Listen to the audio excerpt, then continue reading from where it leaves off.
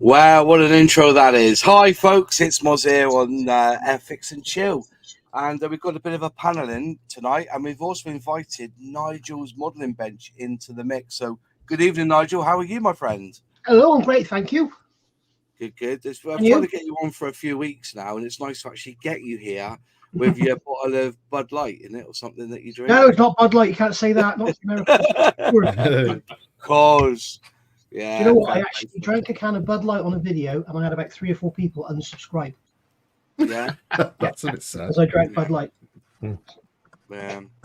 I'm a Budweiser man in a bottle, though. Basically, I love Bud. Yeah. So tonight we got a few missing because obviously it's bank holiday. I know there's some videos being premiered at the moment from other scale modelers, but we're going to crack on tonight. We've got Alex in from Man Models Moment. We've got John Alec from John Alec Scale Modeling. We've got Sully with his cracking little build there. Is that what you got there, Sully? It's still the chip. Do you know what? This is the longest decal job I've done. Yeah. Because I've only done it on the live streams.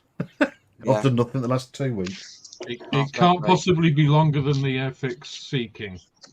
Well, I won't need those when I get it. Is it bad, Alex?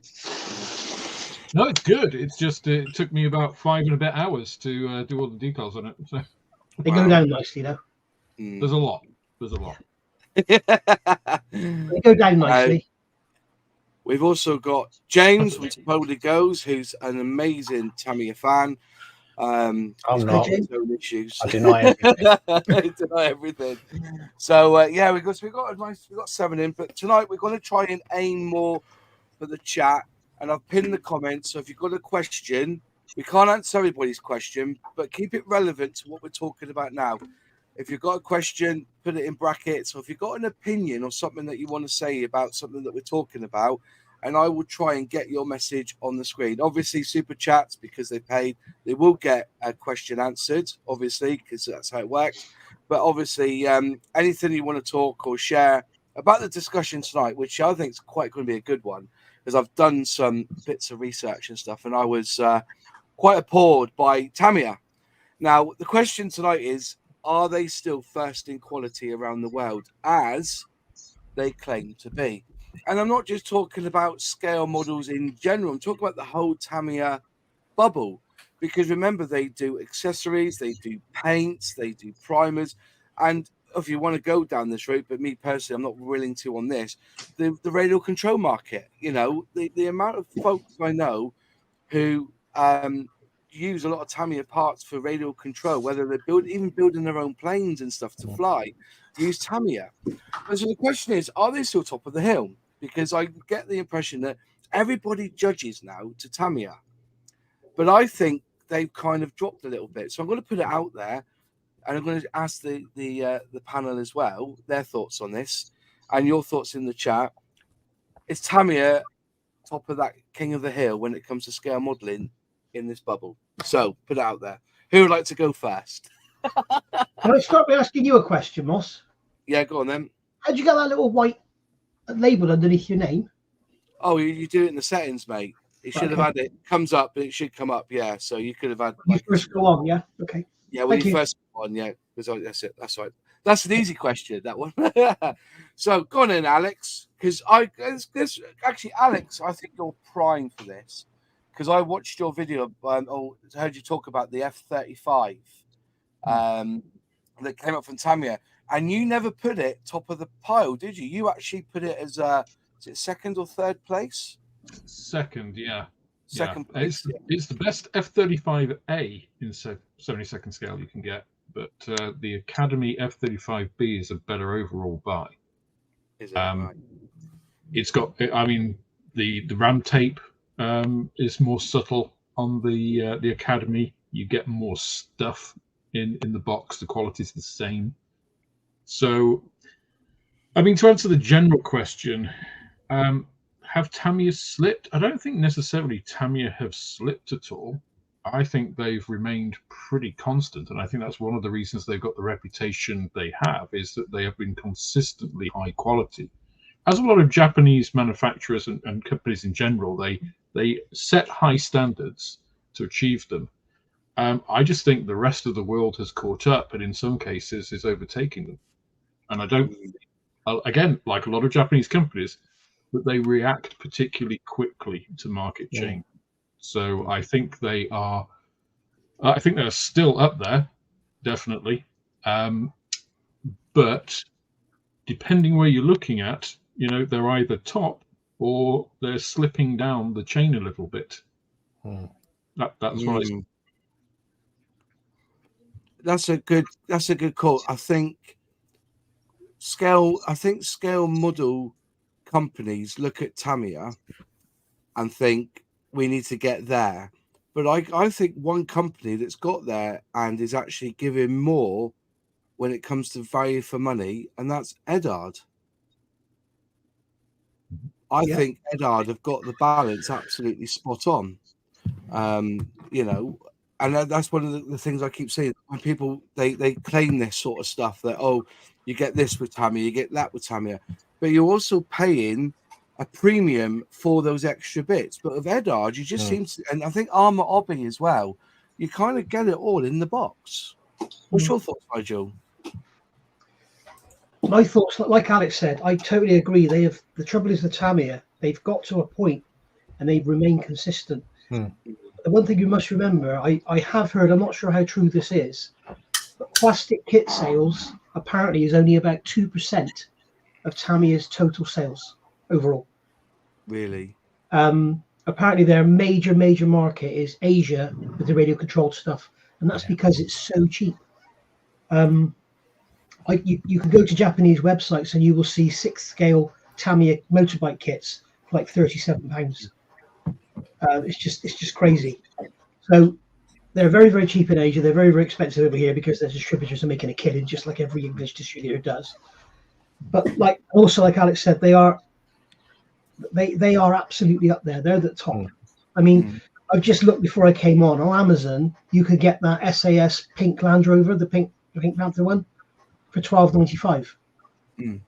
Now you compare the quality of that to something for $12.95 from the likes of Revell, Italeri, Airfix. It's way up there. Yeah. And that's another thing I will say to compliment Tamiya. What I do like about them, which no other company does, they bring out a lot of new. Well, they don't bring out a lot of new kits. They bring out new kits, but the old kits, like the old Panther and the 88mm flat gun, all the stuff you can get in Hobbycraft, it's all stayed. The price has stayed down. It hasn't gone up. And they don't re-release crap like Revell do and put it in a new box. Yeah. You got a question about that, haven't you, James? Because you're not that impressed with some of the toolings that they box out. Well, I was having a look at the M41 Walker Bulldog this morning. This is today, the 135th. It says it's not copyright 1976 on the box. Opened the box, looked through it again. The engineering, the lower hull has 1976 2019 on it, the dates, copyright. And then on the sprues, 1973. And then I'm looking on scale mates, and it's 1969. Wow. I've got that in my stash, actually, that M41 Walker. But Tamiya, I don't know what steel that Tamiya use. I think they use the same steel that Matchbox use, because their kits don't seem to age, do they? If you think about it, the quality is still there. We saw this with the 1:100 scale planes that me and Matt from Model Minutes looked at. They had recessed panel lines, and there was hardly any flash on those 1969 kits, whatever it was. So they must look after their tooling really well, or they manufacture so many of them and they keep them in storage and then release them as they go. If you see what I mean. I've got history in injection molding, from an engineering side of things, and I can tell you now, there's a company out there called Hasco that make a lot of parts for mold tools. They make the basic steel that you machine into, and that's like the Rolls Royce. And then there's other companies out there that probably a lot of the Chinese manufacturers use that isn't anything like a Sharp, and that's probably what it is. Yeah, maybe. As I said, that's what it is, and that's what it is. But I said, even like the Matchbox kit I unboxed from Revell, the first diorama, there was hardly any flash on that, and it Yeah. was crisp as it was back in 1970, if you know what I mean. So I was wondering whether, you know, there's a certain texture or a certain steel or tooling that really does last the test of time.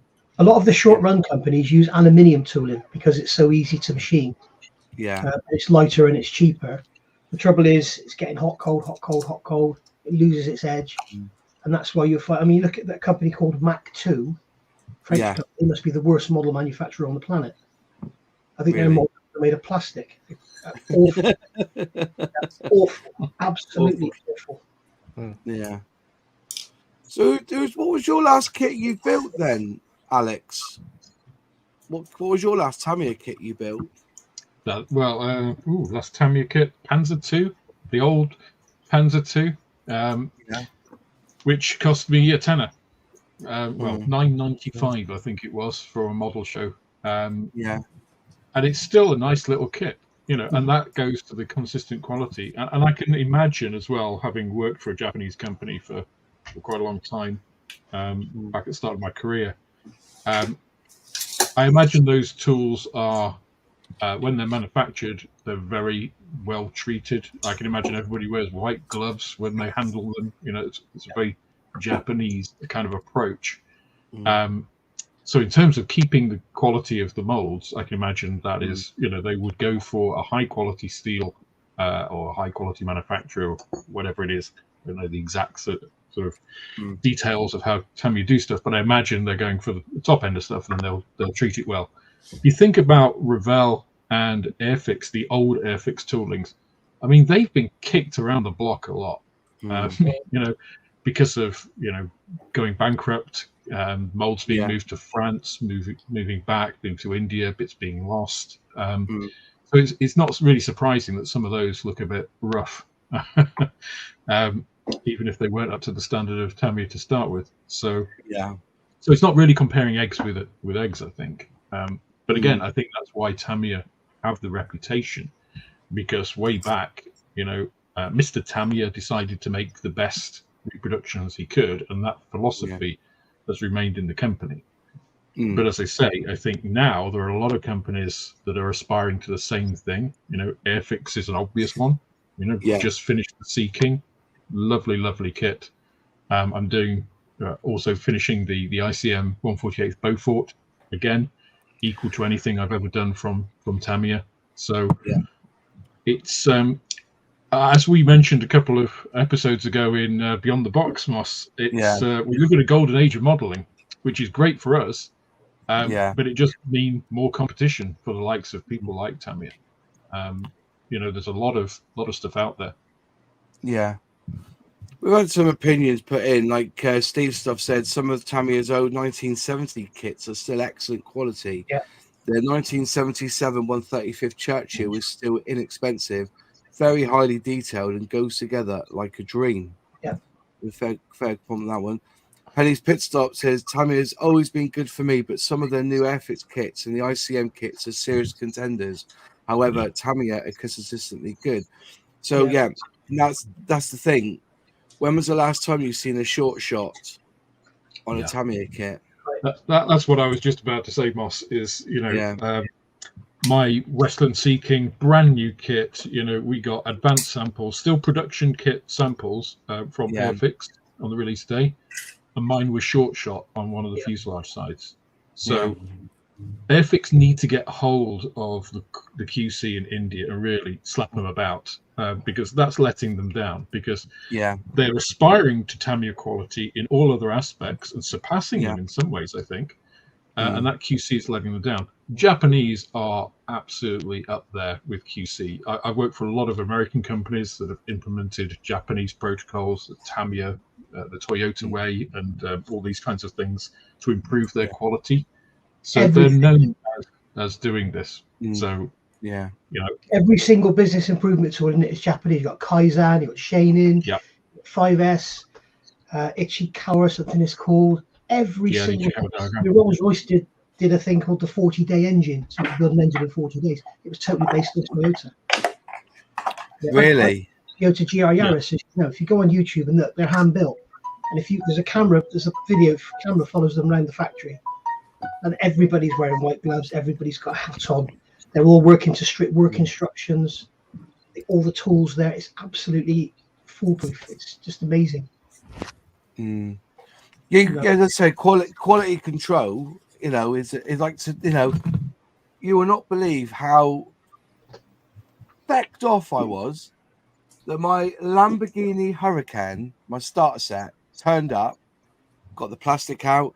The glass was in a plastic bag separate inside. It's scratched, Opened up the plastic, and it was fucking scratched. They spent all that time and effort putting that glass in a separate plastic bag, and it was already scratched. Yeah. Piss fucking poor. I think I know the reason why. I've found the company who they use in India. They can deny it. If Airfix say we're not using it, that's fine. But I found the company. I went looking, and they're advertising the fact that they make Airfix product. Even their video shows them making the tins for the Humber enamel paint in this factory. The problem is that factory does a shitload of stuff for Hasbro. So my argument will be this company, Airfix, pocket change, Hasbro, got to be right. Where's Airfix? Where's Airfix leverage in that company now in India? Yeah. When that company's putting out all this, they do all the Nerf stuff for Hasbro. They're doing a load of Star Wars stuff. They've got their own in-house. They do it all there, but the quality isn't there. Now, I had an email the other day. I'm not going to mention his name because he's quite close in the community. He said they're saying that the Airfix plastic in India is the same as the Airfix plastic in England. He said, get the new Spitfire 124th and get the Buccaneer 148th and just sand them. The Spitfire sounds like a dream. The Buccaneer, it shreds. The plastic shreds when you not the sand same it. plastic. It's not the same plastic. They're saying it is. I had to say with Luke at Avon, it's not the same plastic. It's a specification. And I could tell you there's one big thing we have to remember here as well. One of the reasons Tamiya are up there is because they put quality first and customer satisfaction. Airfix would probably put cost first. I mean, this thing here, this 124 cat, I don't know if anybody else here has built one of these, but I have wrestled my ass off to get this wing together. Really? Drum bays and everything inside. And the trouble is with this kit in particular, because of, as you know, building one online, lots and lots of people have emailed me. And it's absolutely amazing. You'll have a guy in America who's got one, and the second bulkhead won't fit. On mine, the first bulkhead wouldn't fit. Somebody else, the tail bulkhead won't fit. There's people with fuselage house that are flat. And I reckon they're taking them out of the mold, putting them on the table, and just stacking them up. So the ones at the bottom are being squashed while they're still curing. Yeah. I think Fenris had an issue with the wings, Nige. Sorry? He did. I think Fenris had an issue with the wings. had an issue with the wings. Who? Fenris. Fenris models on here. Yeah. Yeah. Stephen Fenris, yeah. He was building it online, wasn't he? He was building it on the chat one night, and he had awful trouble with it. Yeah, see, this is my second one, and the other one was all right. Yeah. And it's honestly, I mean, I'm doing this as well I'm like a bloody Airfix fanboy sat here. I'm doing this for a beginner build thing. Yeah. And I put it together, and the upper wing is molded with, the upper wing is one piece, the lower wing is one piece, brilliant design, but the upper wing is about 2 millimeters shorter than the lower wing. It's shrinkage. So just say when it comes to quality, I don't want to just stick to Airfix and Tamiya. I know Tamiya is there, but like when I was watching, I actually put it in the video. I said when they explained to us at Plastech where the Spitfire was made, why when they get it out of the tooling, it goes straight on the green, the gauge one, and they look at it, make sure it's all complete, and it gets bagged straight away. And the reason they bag it straight away is because of it's electrostatic, and it will pull all the dirt and all the crap onto the plastic. What they do is they inspect it, do a little thing, and they bag it straight away and seal it. It's bagged and sealed straight away to stop any impurities getting onto that plastic. And this is what I'm saying is that they've opened up the box now, saying we've built this Spitfire in England for £95. Yeah. Right, £95 for that 124 Spitfire. So they've got to be making the monies as well. They've proved the point that making it in England isn't that far away. But look at the supply issues they had. Yeah. That Sea King will come out on the 30th, as they're saying, and everyone in the world will have one. Well, everyone in the UK will have one. Remember when that Spitfire came out? I had an email from the model shop where I got one from, and they were only sending them 12. So the first 12 people who signed up got one, and the other people had to wait a month. Mm. You don't get that from India.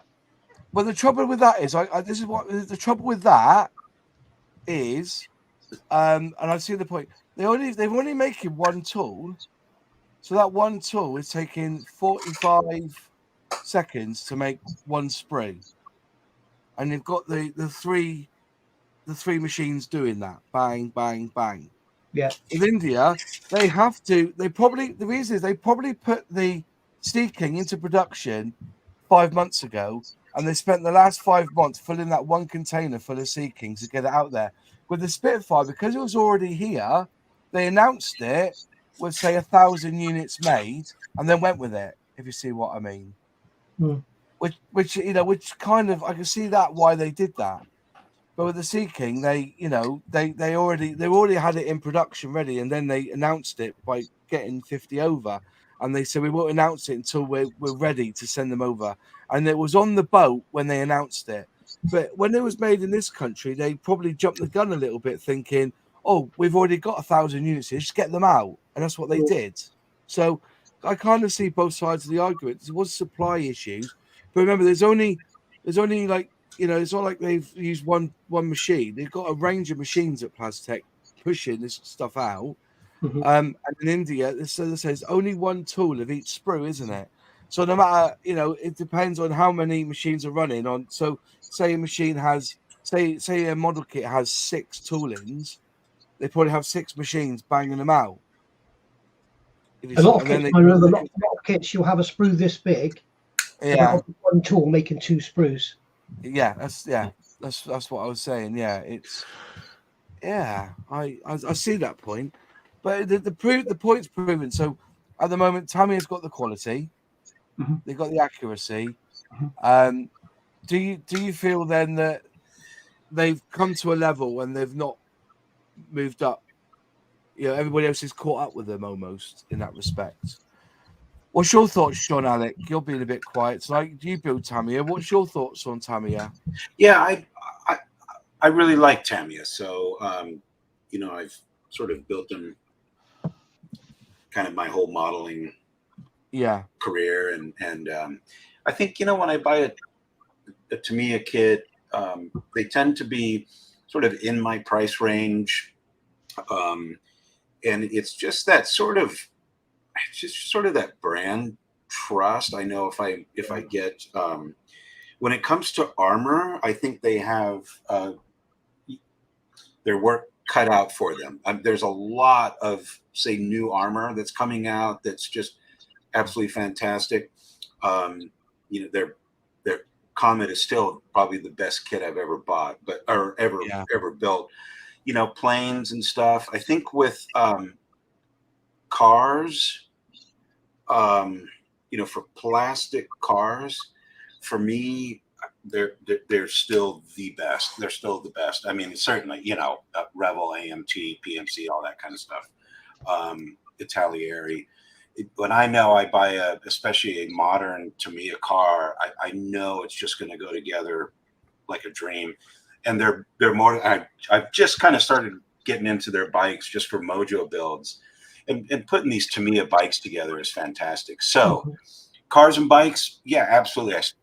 I think they're still a bit untouchable there, but with other genres like the tanks and the planes. There's a lot of really high quality offerings now from new toolings.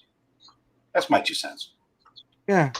Do you find Tamiya expensive where you are, John, because of the MAP that they brought out, the advertising policy? No, not really. I don't find them any. They're not really more expensive than other models over here. Tend to be a little bit pricey. You know, if you buy them full retail, they tend to be a bit pricey anyways. I mean, you know, if I go to my brick and mortar shop and I buy even just a run of the mill AMT car, it's $25. I'm looking at $25 no matter what. I can get a new Tamiya car that's a new tooling that I know is going to go together like a dream, and they're like, you know, $39 or $40, which is what, 30 less than 30 pounds where you are. So you know, if something's 20 pounds there, it's $30. They're not that cheap here. Yeah. No. So yeah. So I just work because we don't have that policy because we're not in Europe now, but it's classed as anti-competitiveness that you can't say you've got say that Comet is like $60. The lowest you can advertise selling it for is $40, but that doesn't stop you from selling it for $20 when they get in the shop, if you see what I mean. Yes. But you can't advertise. You just can't advertise. They're like, so but what they're trying to do is fake their value by making sure you don't sell it below the price that they want you to sell it for, if you see what I mean. Whereas over here, they just rip you off. Yeah. Well, I think the thing with an MAP is it just makes you look like an asshole. Yeah. Right. Because the way that you control any distributor, I've been a distributor manager, an international distributor manager before, and the way you control pricing is through your distributor pricing and you know, your order volumes and stuff. It's not by constraining your outlets. You know, you want them to sell as much as possible. In the UK, that is constrained. I wouldn't sell a Tamiya kit for 30% discount, principally because I wouldn't make any money at all on it. It would cost me money because as Nigel said, the wholesalers are making their money on it. And actually, I make less on Tamiya kits than anything else. Any other distributor, I make more on any other kit. And this is actually one of the areas I think that Airfix is to be lauded, is that their resale policy is actually pretty good.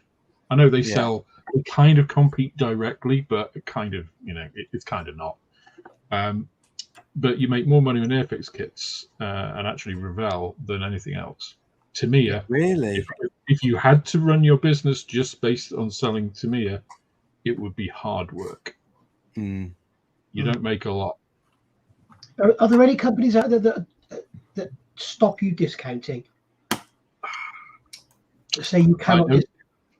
I don't think that's. I don't think it's legal. Oh, they can constrain discounts within a release date. So, for instance, if you've got a brand new kit, they can say you can't discount it more than X% within the first 30 days, for instance. Right. Yeah. That's fine. I mean, as a retailer, why would you want to devalue the price of the product you're selling? Because you're just eating into your product profit. Which Jadland do it. Well, Jadland do it. They're mainly online. You know, their volume comes from online, so they're not got the same overheads as a small shop. You know. I know many years ago I worked in a car radio shop, Uplands Car Radios in Bristol. They had branches all over the country, and two perfect examples was Pioneer. And Pioneer, if you discounted their items in the shop, so Pioneer took their stock away from you. You could no longer sell Pioneer. But what's the other company? I can't get the name now. Another Japanese company. We used to, oh God, what are they called? But we used to be able to discount them like 40-50% because we paid like 30% for them. It's like a 70% markup. Wow. Panasonic. You could discount them to Panasonic, the yeah. house. They didn't care. But wasn't there something? Why did Hobbycraft lose their contract with Airfix?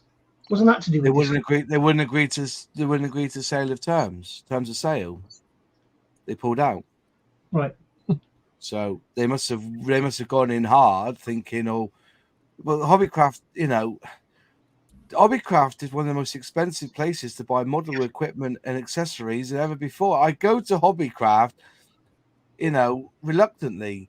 And also, the trouble is, when you're in Hobbycraft, getting something that you desperately need, you end up looking at the kits and stuff and seeing, the prices were incredible, so it's you've got to make a trip of it, obviously. So, but the only time I ever buy from Hobbycraft is when they have their 50% off sale.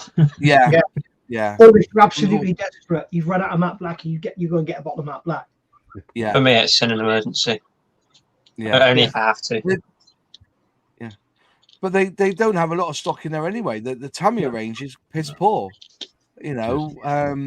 which is a shame, because if they wanted to really hit the scale model, it's to really invest in the Tamiya accessories, which brings me on, their paints. Years ago, well, maybe even 5 years ago, if you had Tamiya XF and X, you were chuffed as punch. And then when you start using their LP range, you end up with a stiffy, because it's quality paint. But we're seeing more paints coming onto the market now, and I think they are surpassing what Tamiya are giving us. I think attacker paint is sublime. I think so. You got to thin it down a bit. MRP, I've never used it, but when I talk to people at model shows, I've used MRP on this. It's got massive. You've got SMS coming through now, which from Australia, which is a lacquer paint as well. But as I say, at the end of the day, Tamiya, what's Tamiya going to bring on? They've not said they're going to reformulate their paint, or they just stick to their paint, as what it is now, and just at least increase the range of paint, I suppose. But I think they're quite happy with what they're selling now, and it's not necessarily expensive either, though, is it? Was it £3 a pot? Tamiya paint. Actually, like a guy said in my outlaw comments today, he said the Tamiya paint is £2.50 for 10 milliliters. This is 30 milliliters for £5.50, so makes it look pretty cheap, really. But then I said, Tamiya paint, you thin 50-50, sometimes up to 70%, so you're getting twice as much. But then you've got to pay for the thinner. So it's my only bugbear with Tamiya paint is the color range. So limited color range. Blue grey FS 34179. They just do blue grey, and they do grey blue, and they do greenish grey. They don't do.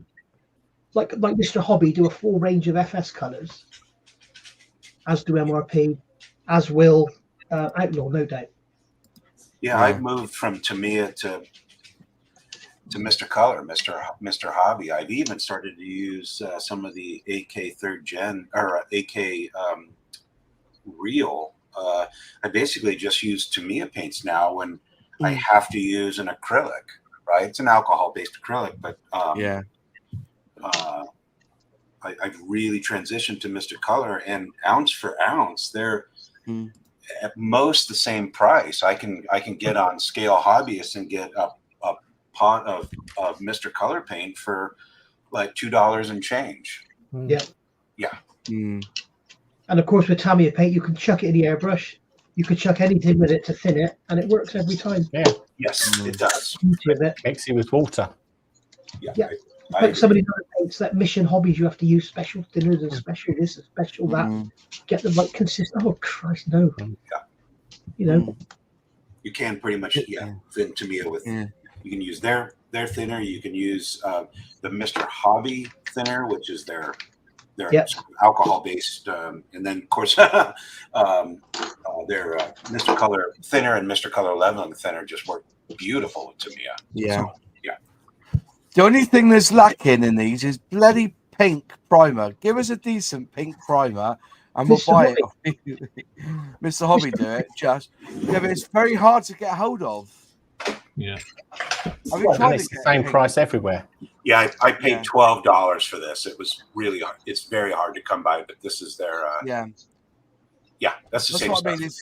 But it's hard to get hold of, mate. Yeah. It's not cheap. Yeah, Premium Hobbies have it. Premium Hobbies have it in stock. I thought they didn't. When I went looking, I was saying this to Jim over at Screwbox, and I said in my video today, we need an alternative black primer because the Mr. Hobby, Mr. Finishing Surfacer Black is becoming hen's teeth. And now because of that, the MRP is becoming hen's teeth. So now we need a black primer that's going to replace both of them. What did you think of the black primer from Outlaw Paints? Wow. Yeah. If I was spraying like 1/350th scale shit photo etch, I would use MRP because it's much thinner. Yeah. But if you were just priming an aircraft, like the Sea King or something, I would use that all day long. Yeah. Yeah. Pink primer. I can't see it on the site, mate. Yeah, they put it on the site. Is it for sale? Yeah. Is it available? Yeah. Yeah. Wow, I never knew that. Yeah, don't forget NMB10, you get 10% off, Moss. Yeah, I know that one. Yeah, I've used £7.30 though. £7.30. Yeah. Yeah, but that's is it 50 mil? Yeah. I was just saying it's a lot. There's a lot of money involved in that pink primer. It's wanted all over. You could probably buy it off Premium Hobbies and sell it on eBay for 14 quid. You know what I mean? Sorry, I'm gonna know what is the appeal behind the pink primer? I don't see it personally. If you're using reds, for red, I have it right here. I used it for this red, and it's absolutely beautiful under red. So better than gray, better than certainly better than black. And so I think that's the limited appeal is for maybe, I don't know about yellows, but oranges. So if you're painting oranges or you're painting reds or I guess the Barbie mobile, then it does work great. But not necessarily just for me, but for other people who don't really understand it either. Because I'm still new to it, everything, primer and all that sort of stuff. Only just getting into it all, so I didn't know that. One of the beauties with pink primer is if you're doing something like the Sea King and it's grey, and you want to see where you're priming, black is no good as for showing up problems. This has had a quick primer to show up any seam issues and that. I found a couple. Black is no good. You can't see it. And because it's grey plastic, you might want to use pink so you can see where you've painted it. Oh, yeah. So, under red, I would always use yellow. Yeah, red and yellow. I would probably use pink on this saying that because this is the HU5, the red and grey, and I'm not sure if that red is really red or if it's got a bit of orange in it. I'm not sure. Is there any kits What's a kit? Is there any kits that Tamiya still released that aren't accurate, or are they all still pretty accurate? They're Harrier. They're Sea Harrier, isn't it? Sea Harrier. Shit. What else is there? Personally, one of the tanks is very wrong. What? Sorry. I think one of the tanks is very wrong. Yeah, but this is the thing, you see. As soon as Revell make a mistake, typical Revell shit. When Tamiya make a mistake, but it's only a one-off. We do cut them slack, right? I mean, wasn't there that pamphlet that had the tracks that didn't fit very well? That you kind of had to buy another set of tracks for it because the original tracks didn't work. Oh, right. And that's up to my brother. I think it was Panther A, I think it was. And the tracks didn't fit at all. Yes, so he had to buy the tracks for it. Yeah. So he had to buy the tracks again separately by Tamiya. He was a little bit upset about it. Well, as you would be. Fair enough. Hobbycraft used to sell Revell milling wings for $4.99. Just going through some. A lot of people are agreeing with the pink primer, which is good. Oh, Fenris is off. Stay safe during the upcoming hurricane, mate. Hope everything's all safe for you there and the family safe. And remember to follow the yellow brick road. Yeah. Hey, Sully, you're a Tamiya fan, though, aren't you? You're up there with Tamiya with their paints. I like Tamiya. Yeah. I mean, over the years I've moved to Edard, but I mean, I'll always suggest Tamiya to somebody that's, I wouldn't exactly say new, but kind of been doing it for a little bit. Who was it? Somebody else who said, it was a Champion, wasn't it? Champion Models. He was saying it suggested 48 Tamiya to new starters, which I kind of agree with a little bit. But I can't say I've ever had an issue with one. I think they've always gone together really well. But over the years, I'm pretty much an Edard fanboy. Go. I was just going to say, that's what I'm trying to get to point. You know, with Tamiya, when you've got like sort of Edard and Meng with their, or is it? Somebody said that they're called Mung. Is that right? Meng. They actually say it as Mung. Ming, I think. No, but somebody on the other day, was it Dogs Models, whatever he called. He said it's Mung. I've heard all of them. Ming, Meng, Mong. Meng, yeah. Steady on. Just say it. Is it Tamiya or is it Tamiya? Well, Tamiya. Tamiya. That was Tamiyamaha. Tamiyamaha. Yeah. There's no inflection. It's a syllabic language. It's Tamiya. Yeah. Tamiya. Sorry. Tamiya. Fair enough. So is there any kits that we can sell, or any manufacturers now that go better than Tamiya?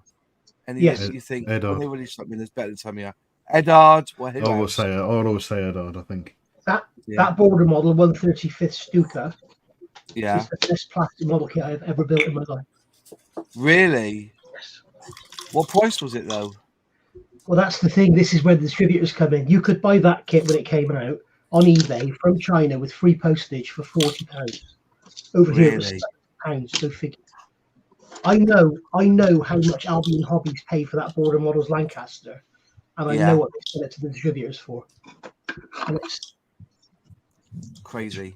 It's just wrong. Yeah. Because they're not really doing anything, are they? No. They're not. They haven't got a problem.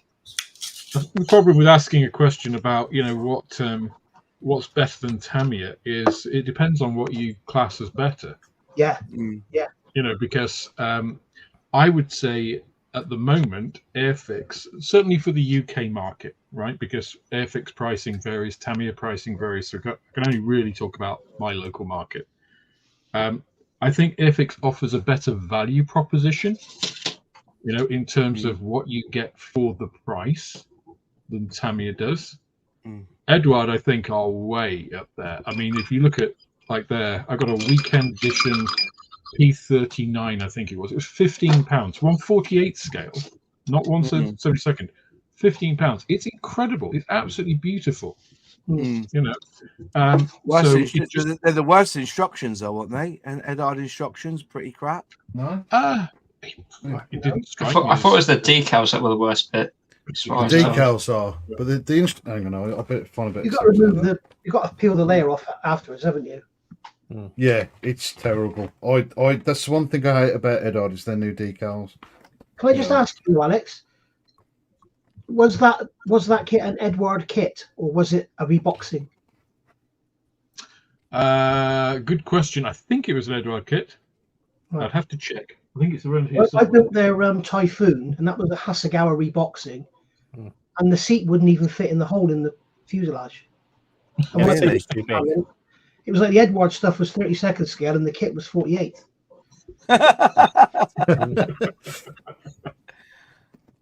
Yeah. But yeah, if you're just looking at price or an easy build, it depends.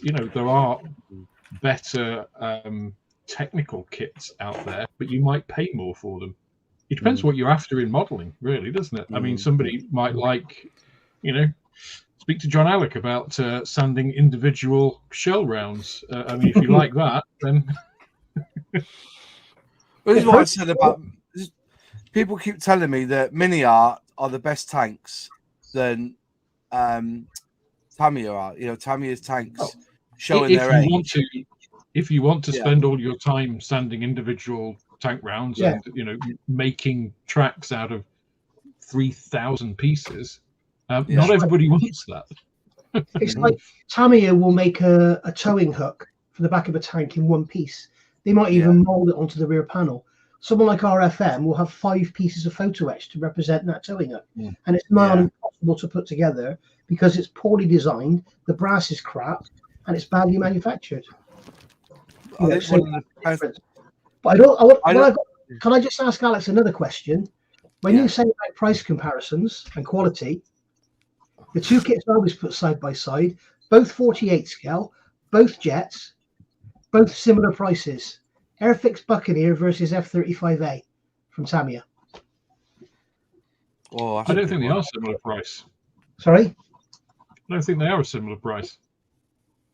The Tamiya is $99.99 RRP, I think, and a few months ago it was 85 quid. And you can get the Buccaneer for under 60.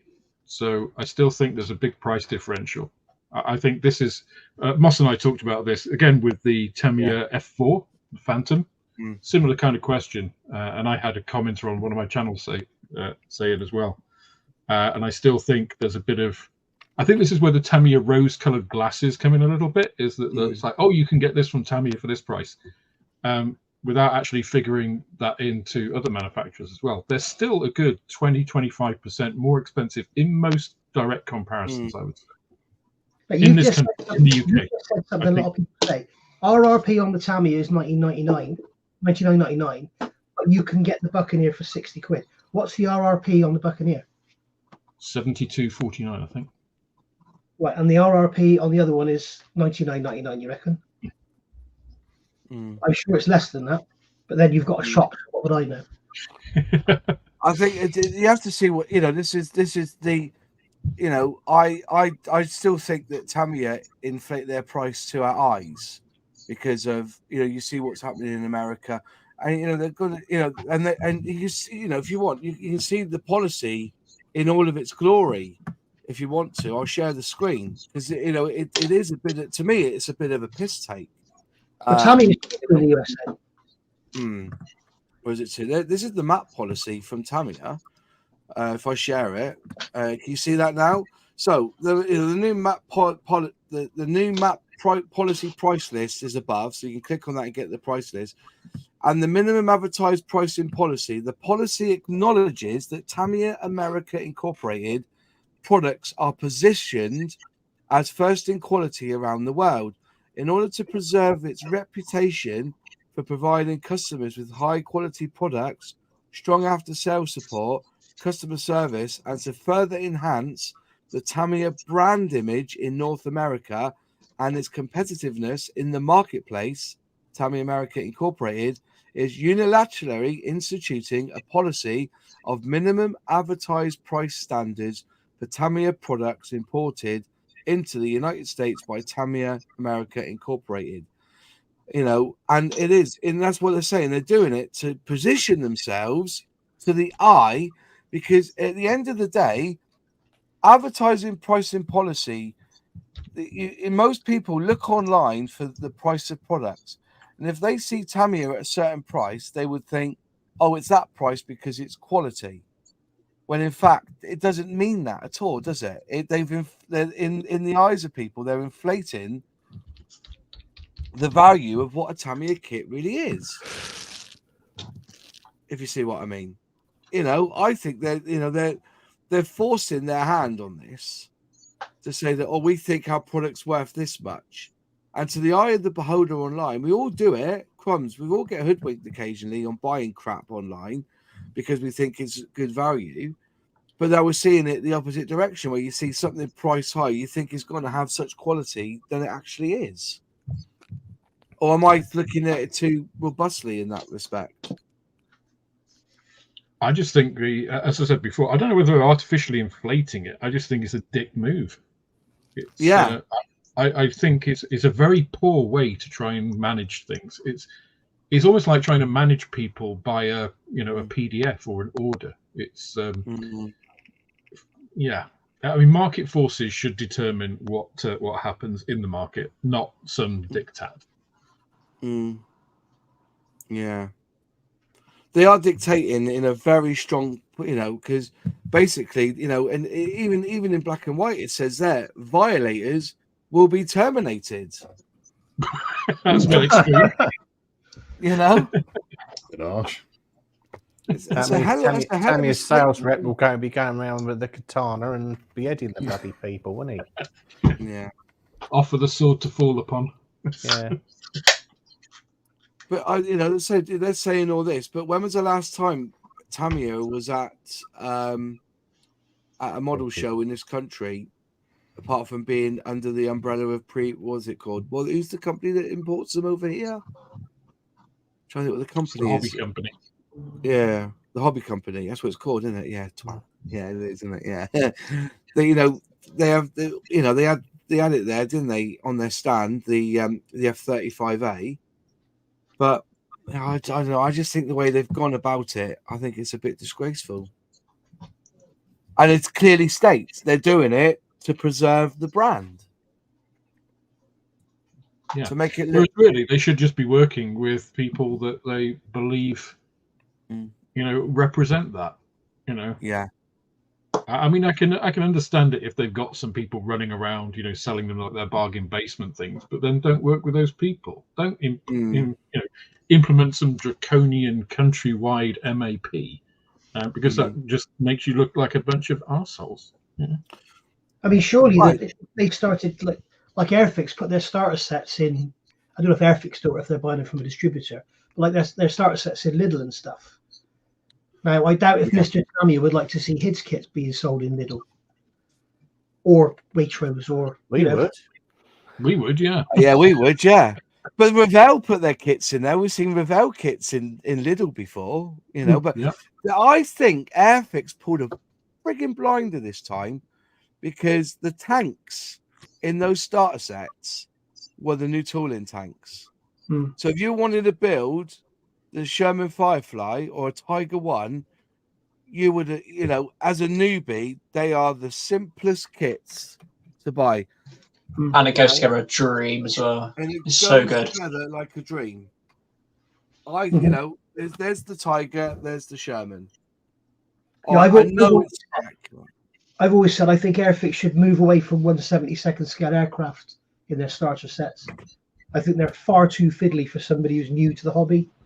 You say that, but I've just been building.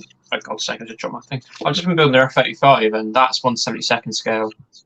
And they've molded. Okay, so they've molded this bit. There's one big bit, and there's not much cockpit, but somehow they've managed to mold a cockpit that looks really nice, and this goes together really easily with very few fiddly bits. Okay, maybe I didn't do the landing gear down, but it could be fiddly, but it doesn't look like it. Look at it; it's big. The landing gear isn't that fiddly. Tiny little doors. Yeah. The first bit I did, you'll see the video. The first bit I did had a problem because the undercarriage bay was all so I had to bend it all straight on out before it would fit. Yeah. But, I think they should do their 1/48 scale kits as starter sets. But it's all about the price. Yeah, but that actually brings up an interesting point, though. He said using a Tamiya pointed cotton bud to make it. Well, actually, it's not a Tamiya one; it's a off-brand. Tamiya's range is actually fairly focused.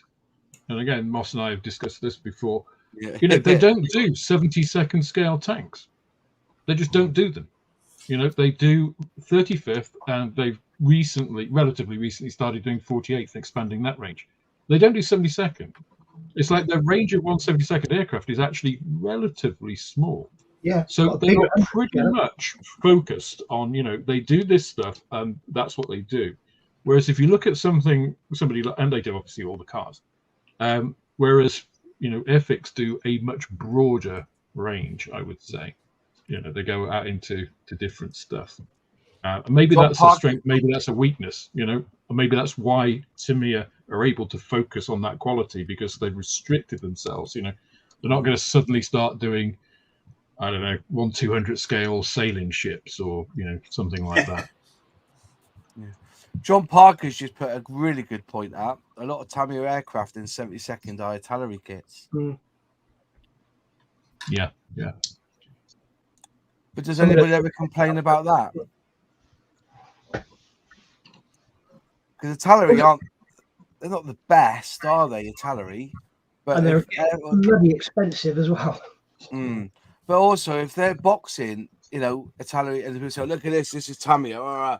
Well, no, it's, but nobody seems to pick fault at those artillery kits in the Tamiya box, which goes to prove my point that if Airfix put a Tamiya kit in their box, in an Airfix box, people would think it's a load of shit. But some people, you put an Airfix kit in a Tamiya box, they'll think it's the best thing since sliced bread. You know what I mean? I think brand is a big thing, isn't it, really, in scale modeling? And we're seeing it time and time again. There are people who will refuse blankly and troll me on my channel of the fact that they will never, ever build another Airfix kit again as long as they have a hole in their ass. And that's I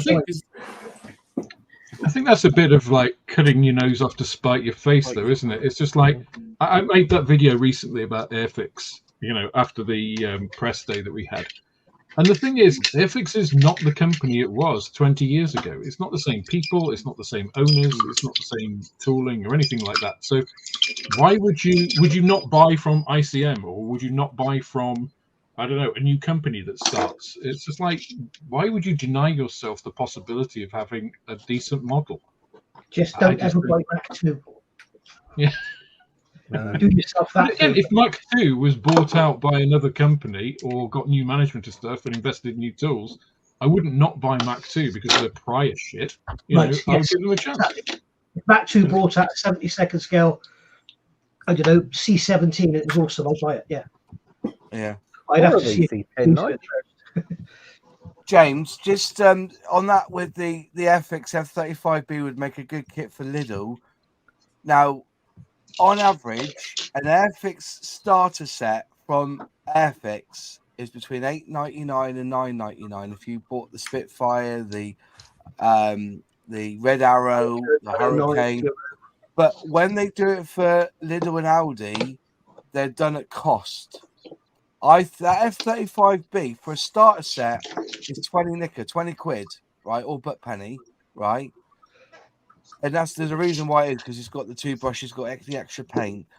On a starter set kind of pricing, it's very much, I think that's just outside the realms of a starter set price. So yeah, the idea is there, but I don't think they wouldn't be able to ship that F-35B for £6.99 or $8.99 in Aldi or Lidl. And also, $15 they probably could. Yeah. But then they've just released it now it's only doing this year. So give it 5 years, you may see it in there.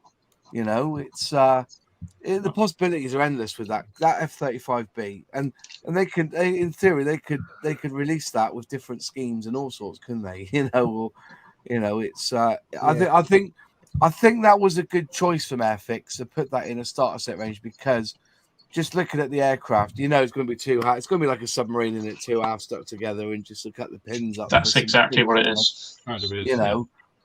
And then, but also they've got that stand with it as well, which I think, I think Airfix or Pramjet has created some of the best looking display stands, or shadow stands as they call them, than anybody's done in the last 10 years.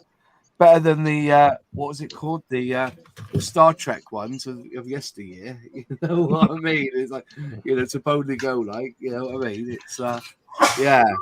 But something I was very surprised, Moss, with this Hurricane.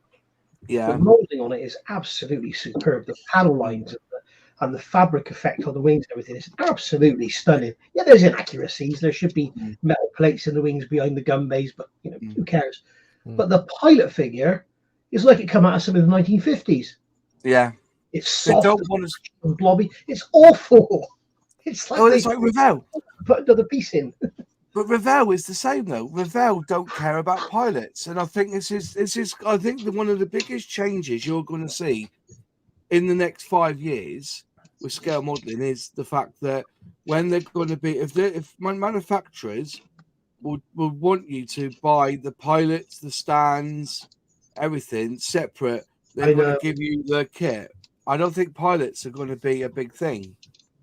Oh, you know, actually, in the Tamiya F-35A, the 72nd one they've just released, there's a really nice pilot figure, with the weird, like slightly larger helmet with actually heads-up display on it. They also put a set of masks in there, canopy masks for the canopy, and they do by far and away the best, electrical optical tracking system on that. So I don't know, Academy as well, they include pilots, but it's hit and miss. Some they do and some they don't, but really nice ones, where you have your body, head sometimes separate as well, separate arms, some holding, some not holding the controls. So I don't know, I think it's value add. Their hands on their knees. Well, yeah, that's it. I mean, Tamiya Academy goes through the, and I think Hasegawa as well. I've done the figures which have the central body. They have two separate arms, and the arms are molded. Some of them actually supply two arms. One has the control stick molded in it, so you can just put it on like he's flying it, and the other one doesn't, so it's just resting on the controls. Rather than, like you say, like they're sitting on the toilet with their hands on their knees. I'd say the only positive about, or a major positive about them having their hands on their knees is that they can reuse the same pilot like scan for different models. Like for the Airfix one in their World War II aircraft or British aircraft, for example, they can use them for the majority. But that's something they don't do. Airfix directly told us they don't do that because it doesn't work for all of their different aircraft. No.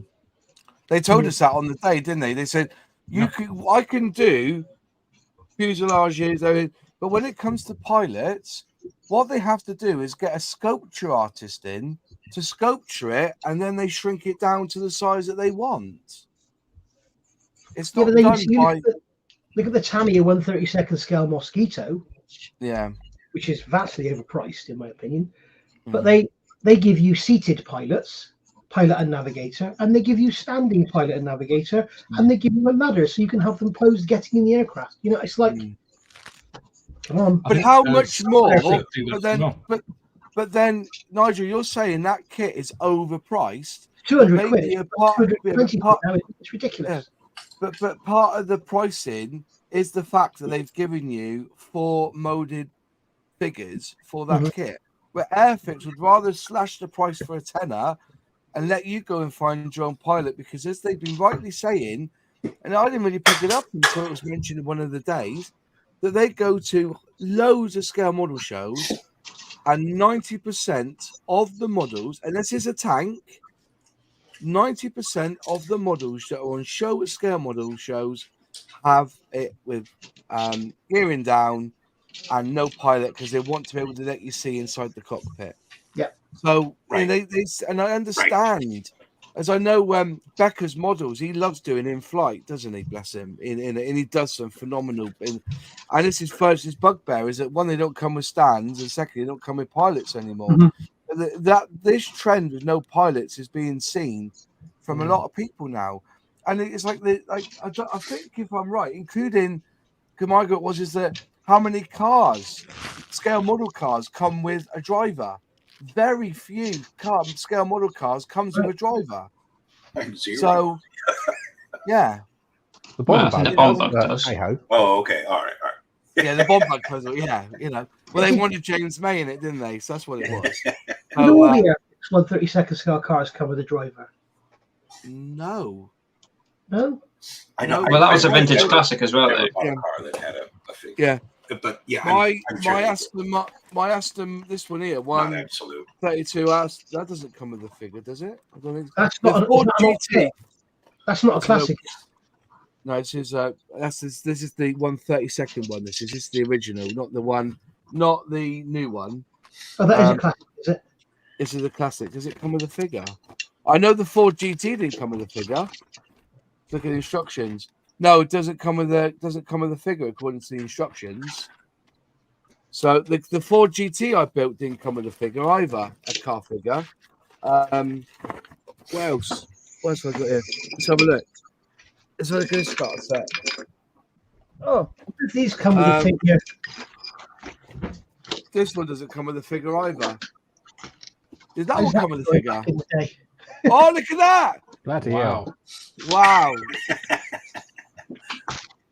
They haven't got that tool, I don't believe. The instructions have one step. On the side, it says fit the exhaust, fit the suspension up. That's how I learned to read. Today they're made for stupid people. Let's have a look at this one. Yes, right. 3 steps.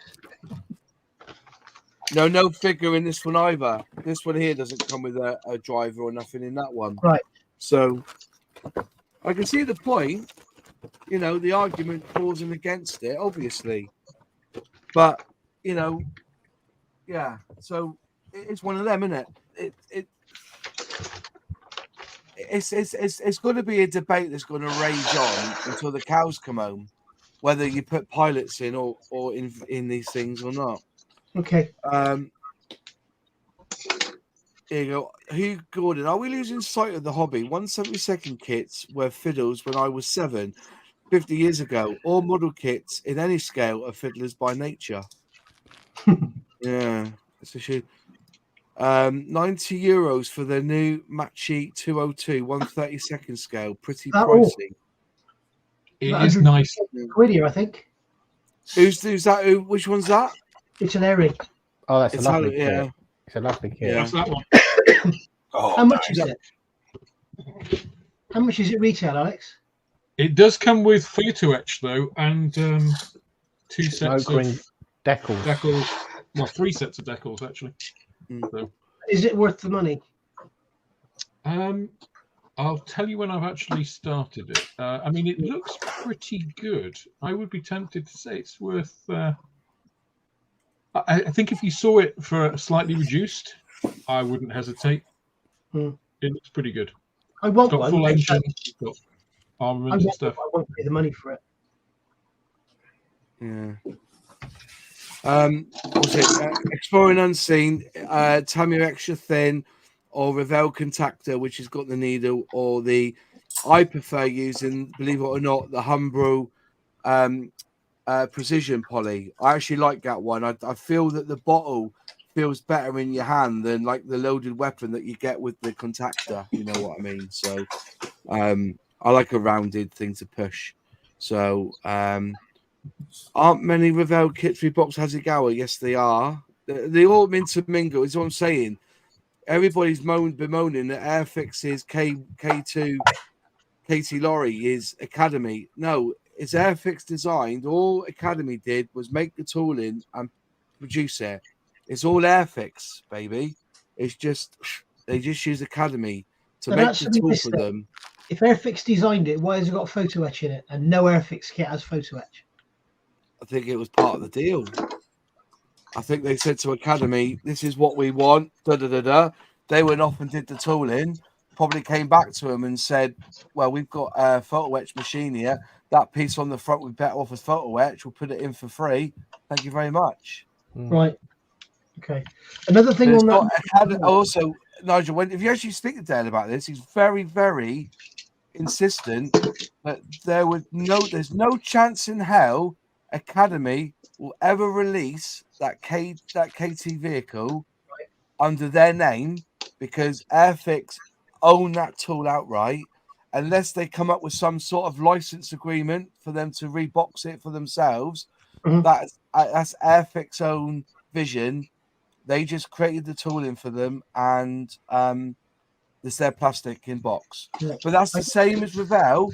Revell have done the same with a lot of their Boeing, Airbus planes. They've all done the tooling is Academy made. An Academy part of the deal of them making that tooling is to manufacture it for them and put it in a Revel box. But unless they come to an agreement with Revell, they will never put that model in their colours. You see what I mean? I thought the Revell Boeings were Zvezda.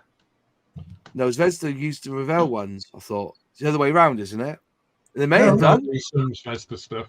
Yeah, the 747. Revell do some of everybody's stuff. Let's face it. 7478 and the 787 are definitely Zvezda. Are they Korea though? Is it Korea on the box? Is Korea on the box? It's made in the Academy. Anything with Korea on the box is Academy. And there's on this note, with Revell reboxing, you've got to be very, very careful, because if you take their BF 110C in 32nd scale, it was originally a Dragon kit. It's not a Dragon reboxing. Revell have borrowed Dragon's tooling, so therefore it's full of sink marks. I'm pretty sure the Airbus 321 Neo is Korean. Right, the Airbus may well be, but I think the Boeings are Zvezda. Okay. I'm 99% sure they are. Oh no, this was made in Poland, so this might be a Zvezda one as well. Then, if it's made in Poland, it could well be Zvezda. I'm not sure if the Zvezda Revell Boeings are made in Poland or made in Russia. Well, I heard on the grapevine that there's a lot of Zvezda kits were made in Poland and reboxed, and they do all the plastic there. Then it all gets shipped to Russia, and they rebox them in Russia for Zvezda. I'm sure that's the case, but there's obviously something going on with them, because the AN 225 was something between the two of them. Yeah, John, you're right. Revell kits are reboxed. Everyone's. Yeah. No one complains about Tamiya using the Tallery kits because Tamiya advertise it on their boxes, unlike Revell, who use water, is cheapest at the time and hide it. Or use whatever is cheapest. Yeah. Water. I just realised that the old is it autocorrect, did it? So they say that they never build anything other than inset brand here are the exception, not the rule. I don't know. I get a lot of people, and I suppose you do as well, Nigel, who will say to you, I won't touch Mr. Craft, I won't touch Revell, I won't touch Airfix. I get them all the time because I say to them, I'll tell you what, I'll challenge you. I'll even buy you the fucking kit. Build me an Airfix kit from the last 6 to 8 years, and then come back to me and tell me it's complete dog shit. Because one, you still be talking out your ass, because there's no dog shit kits with Airfix from the last 6 to 8 years that's been designed. Oh, yeah, I get that, right? Okay, I'm just saying. But my point is that on the whole, they are if they're being manufactured. I said quality control again. If they're done properly, that will be it. But every kit I've built from Airfix in the last 6 that's been designed and built in the last 6 years, 8 years have been great. Yes, I've had ones where the wings have been. The Chipmunk, I know Gary's stuff had a nightmare with this Chipmunk, and that was because the locating pins were just a shade too long, weren't they? You had to snip them off, didn't you? But that's by and by. So Seeking, if you told me that was a Tamiya kit, I would have believed you. Other than the sponsons, I don't know if you had a problem with yours, Alex. I had a nightmare getting my sponsons together. I think it was a dodgy bolt because the rest of the kit is so good. I can't see why the sponsons would be bad. But the only issue I had was with the top of the engine. Sorry? The only issue I had was with the top of the engine. Howling there. What, here? Yep. Wow. Mine's gone together like a dream. There's no filler or anything in there. Just all. No, I didn't use any filler on the kit at all. I have around those panels you have to put into blocking the window. I don't know if you saw my video. I did a whole video on making those holes invisible rather than seeing the panel where the window was. And a little bit of Mr. Servicer around the canopy. That's it. You had short shot on yours, didn't you? Because I showed Nigel that picture of that short shot when I was in Avon, when I saw him there. It was Alex's. He had short shot on the bit there. Yeah, it was down there, wasn't it? Down the front there. Yeah. Yeah, I had no problems with this at all. Yeah, this was only and a lot of people picked it up. So I didn't even notice until the thing was together. I was putting the transparencies, and I'm like, "Why is that side different?" And it's just like, "Oh, shit." But then I had the same problem as me too. I actually gave up on this one and built another one, and it went together absolutely fine. It wouldn't come together at the front. I spent an age. I fettled it, everything. And the worst thing is that I put it together, dry fitted it. Well, that's good. And then when I glued the top in, I couldn't get the bottom to go round. And then I thought, well, hang on, it dry fitted all right. What have I done wrong? So I gently wheezed it apart, had a look, cut a little bit off, put it together. In the end, I ended up filling it. And then I thought, fuck it. So I just bought another one. You know, I've used that now as a buster to try paint. But I think to the point of the James, who's put the comment up there. That's the thing, is like with an Airfix kit, 3 of us could build it and have different experiences. If we all built the same Tamiya kit, we would probably all have exactly the same experience. Yeah. The problem I had, James, was the front of the undercarriage bay that goes in. It's the first step in the instructions. It goes across and then down at the ends was bowed. So it wouldn't actually go in. And I was worried that it was going to stop something going in from above. So I had to bend it all and straighten it all out. That was the only reason. That was the only problem I had. I mean, I've only done the wings and stuff, but it's basically a paint deal for the outlaw paints, but I'm doing a proper build rather than like a starter set build. Just going back to the starter sets, right, or the bog standard 1/72 scale of Airfix, you cannot go wrong with the Stuka in 1/72. That is an absolute dream to build. I think that's one of the best 72nd scale Stukas that is out there.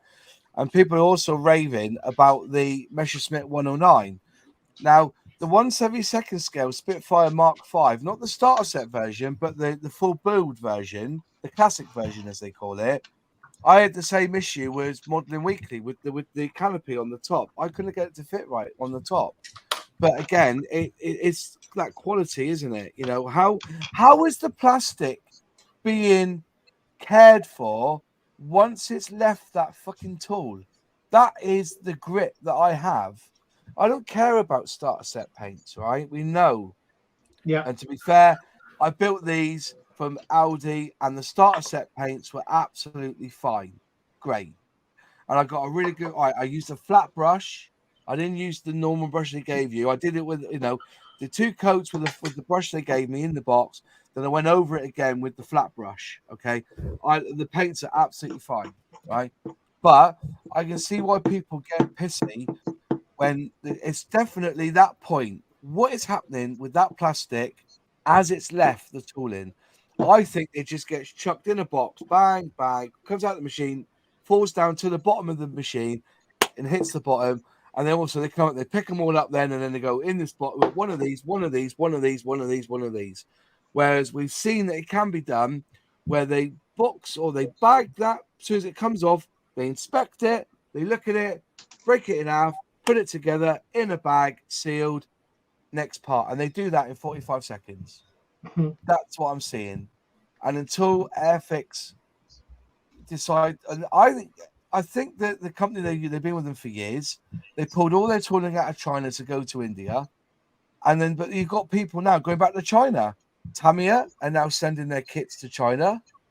Tamiya kits are now made in China. Because I suppose a lot of them are. Are they? I thought they were made in the Philippines. No, I was told that a lot are going to China. Well, that's got Tamiya box there, James. Does it say made in China? Philippines. With the relationship Japan's made in the Philippines, I wouldn't have thought they would do that, Moss, to be honest. They're not the best. I read somewhere that they're now shipping tooling to China because it's cheaper. I agree with Nigel. Yeah. Okay. I'll have a look. Hang on. Everything else is made in China. Why not? Yeah. Well, the trouble is the Chinese can copy it. Yes. Can copy the tooling. And they will. Can copy everything. Well, this one's made in Japan, so that's me buggered on that argument. Right. I was told that they were shipping tooling to China because I was watching one of the American lot, and they had an article up saying that even Tamiya are now moving production to China because they can get the materials there. That's made in Japan. Yeah.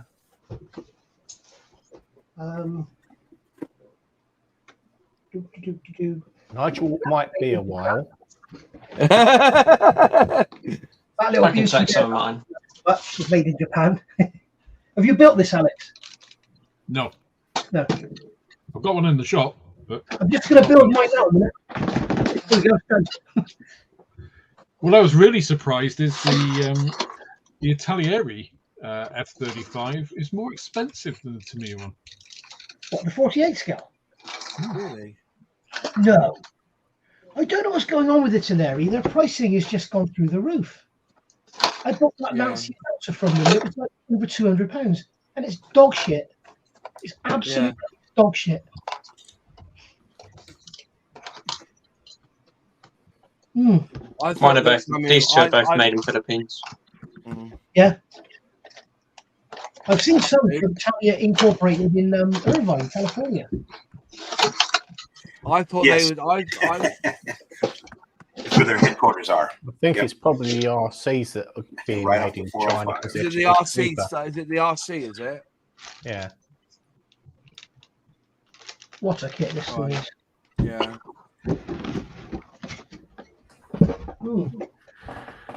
But then it's like the all singing, all dancing RC Tiger tank you can get. You can get them in China. You can get them from China for 150 quid. Yeah. Tamiya? Tamiya, 150 quid? No, you can get. Well, there's a company called Henglong. You'll see them on eBay. Yeah. And they do. Well, basically, I've got a Challenger upstairs. Again, it's got a smoke generator, sound generator, and an operational gun. Yeah. It fires BB pellets. It's not a patch on Tamiya quality. No, but it's half the price. They're over £1,000, some of those kits now, aren't they? Yeah. Ridiculous. Their Abrams is like it's about £1,200. God's sake. Maybe I was wrong then. I'm sure that I read somewhere that they had shipped out kits to that ships out tooling to China to make. Well, put it this way, Moss. You know the big 200 scale Yamato? Yeah. That's made by Trumpeter. Okay. You cannot buy that kit with Trumpeter's name on it. It's Glow 2B in Europe. Yeah. It's something else I can't remember now in America, and it's something else in the rest of the world. Because Trumpeter will not put their name to a Japanese product. Really? If you go and buy a Japanese, I can't like a hovercraft, like a landing craft, and Trumpeter made a mod of it. And if you go and buy one, if you look on our scale mod, then he built one, he did an unboxing, and somebody's put a black magic marker through the Japanese rising sun. Yeah, they're not particularly fond of each other. Okay, I get that wrong then. I get that wrong. I thought, as I said, I thought that with everything that was going on, that they were coming at all. Maybe I read that wrong then. You know, I think I know it's very much like the Germans as far as engineering goes. They're very, very proud. They are, but I say when I work for a Japanese company, they produced in Japan, the US, and Germany. And they had a massive deal with China to basically to supply China with water conditioners, like the whole of China. It was millions and millions. So they set up a factory in China, and they were super worried about the Chinese quality, you know, about Chinese workers not being able to do to the same quality. The Chinese factory produced the best instruments out of any of the factories. They were better than the Japanese ones. Was it managed by the Japanese, though? Well, the Japanese always have a Japanese manager, a co-manager. So every factory had two. But yeah, it's interesting. They don't like each other, but if they have to, they will work together. Well, the Nissan Leaf's built in China. All most Fords in America are built in China now. Yeah. As are most electric BMWs are built in China because it's cheaper. Yeah. Same with most things, though. It's cheaper in Asia and South America. That's where the cheapest labour is. Yeah, well. Yeah. So maybe it's the RC stuff that was China. Some of the stuff for the RC market was China. So maybe I read that wrong then. I just looking for the video now. But I wouldn't be surprised, boss, if it's like Alex said. It may be that their market in China is growing because people are getting more ready money to spend. Yeah. And it could be that China have basically said to them, if you want to continue selling here, you're going to have to put some money into this country, and it might be what it is. Yeah. Yeah, that's it. That's exactly what. Yeah. I'd be scared stiff of them copying. It could even have been the artillery kits manufactured in China, then shipped over to Japan and reboxed as Tamiya. I don't know. It was just, it seems a little bit. I heard it and I kind of thought, well, that's interesting if they're going out there. But if there is a historical reason why they don't, then understand. But I'll tell you a funny thing. You mentioned Italieri there, Ross, which just reminded me. Do you know the stands that Tamiya paint goes in at shops? Yeah. They're made in Italy. I'm just like, why? Yeah, because apparently there's a bit of a shortage of them because the Italian manufacturer couldn't make them for a while or whatever, so they had to get a new batch and stuff. So it's like, why on earth are Tamiya paint stands made in Italy? I hope they don't use the dodgy steel to make the racks. The Italians, well, of course not. They're handmade in Venice. All right, I'm going to log off, guys. It's good fun today. Thank you very much. Yeah, nice seeing you, mate. You take care, my friend. Hopefully, I'll be on next week, but kind of just starting back up, so I don't know. But cheers. See you soon. Bye bye. Good seeing you, dude. See you later. So, John Parker's put in an opinion. I think the main reason Tamiya have consistent quality is all down to the workers' build methods. They must be doing something everyone else still needs to learn. Yes. Well, SOPs. But like you said, we were talking about before. It's all about price. India is very cheap labor, but with if you pay peanuts, do you know what I mean?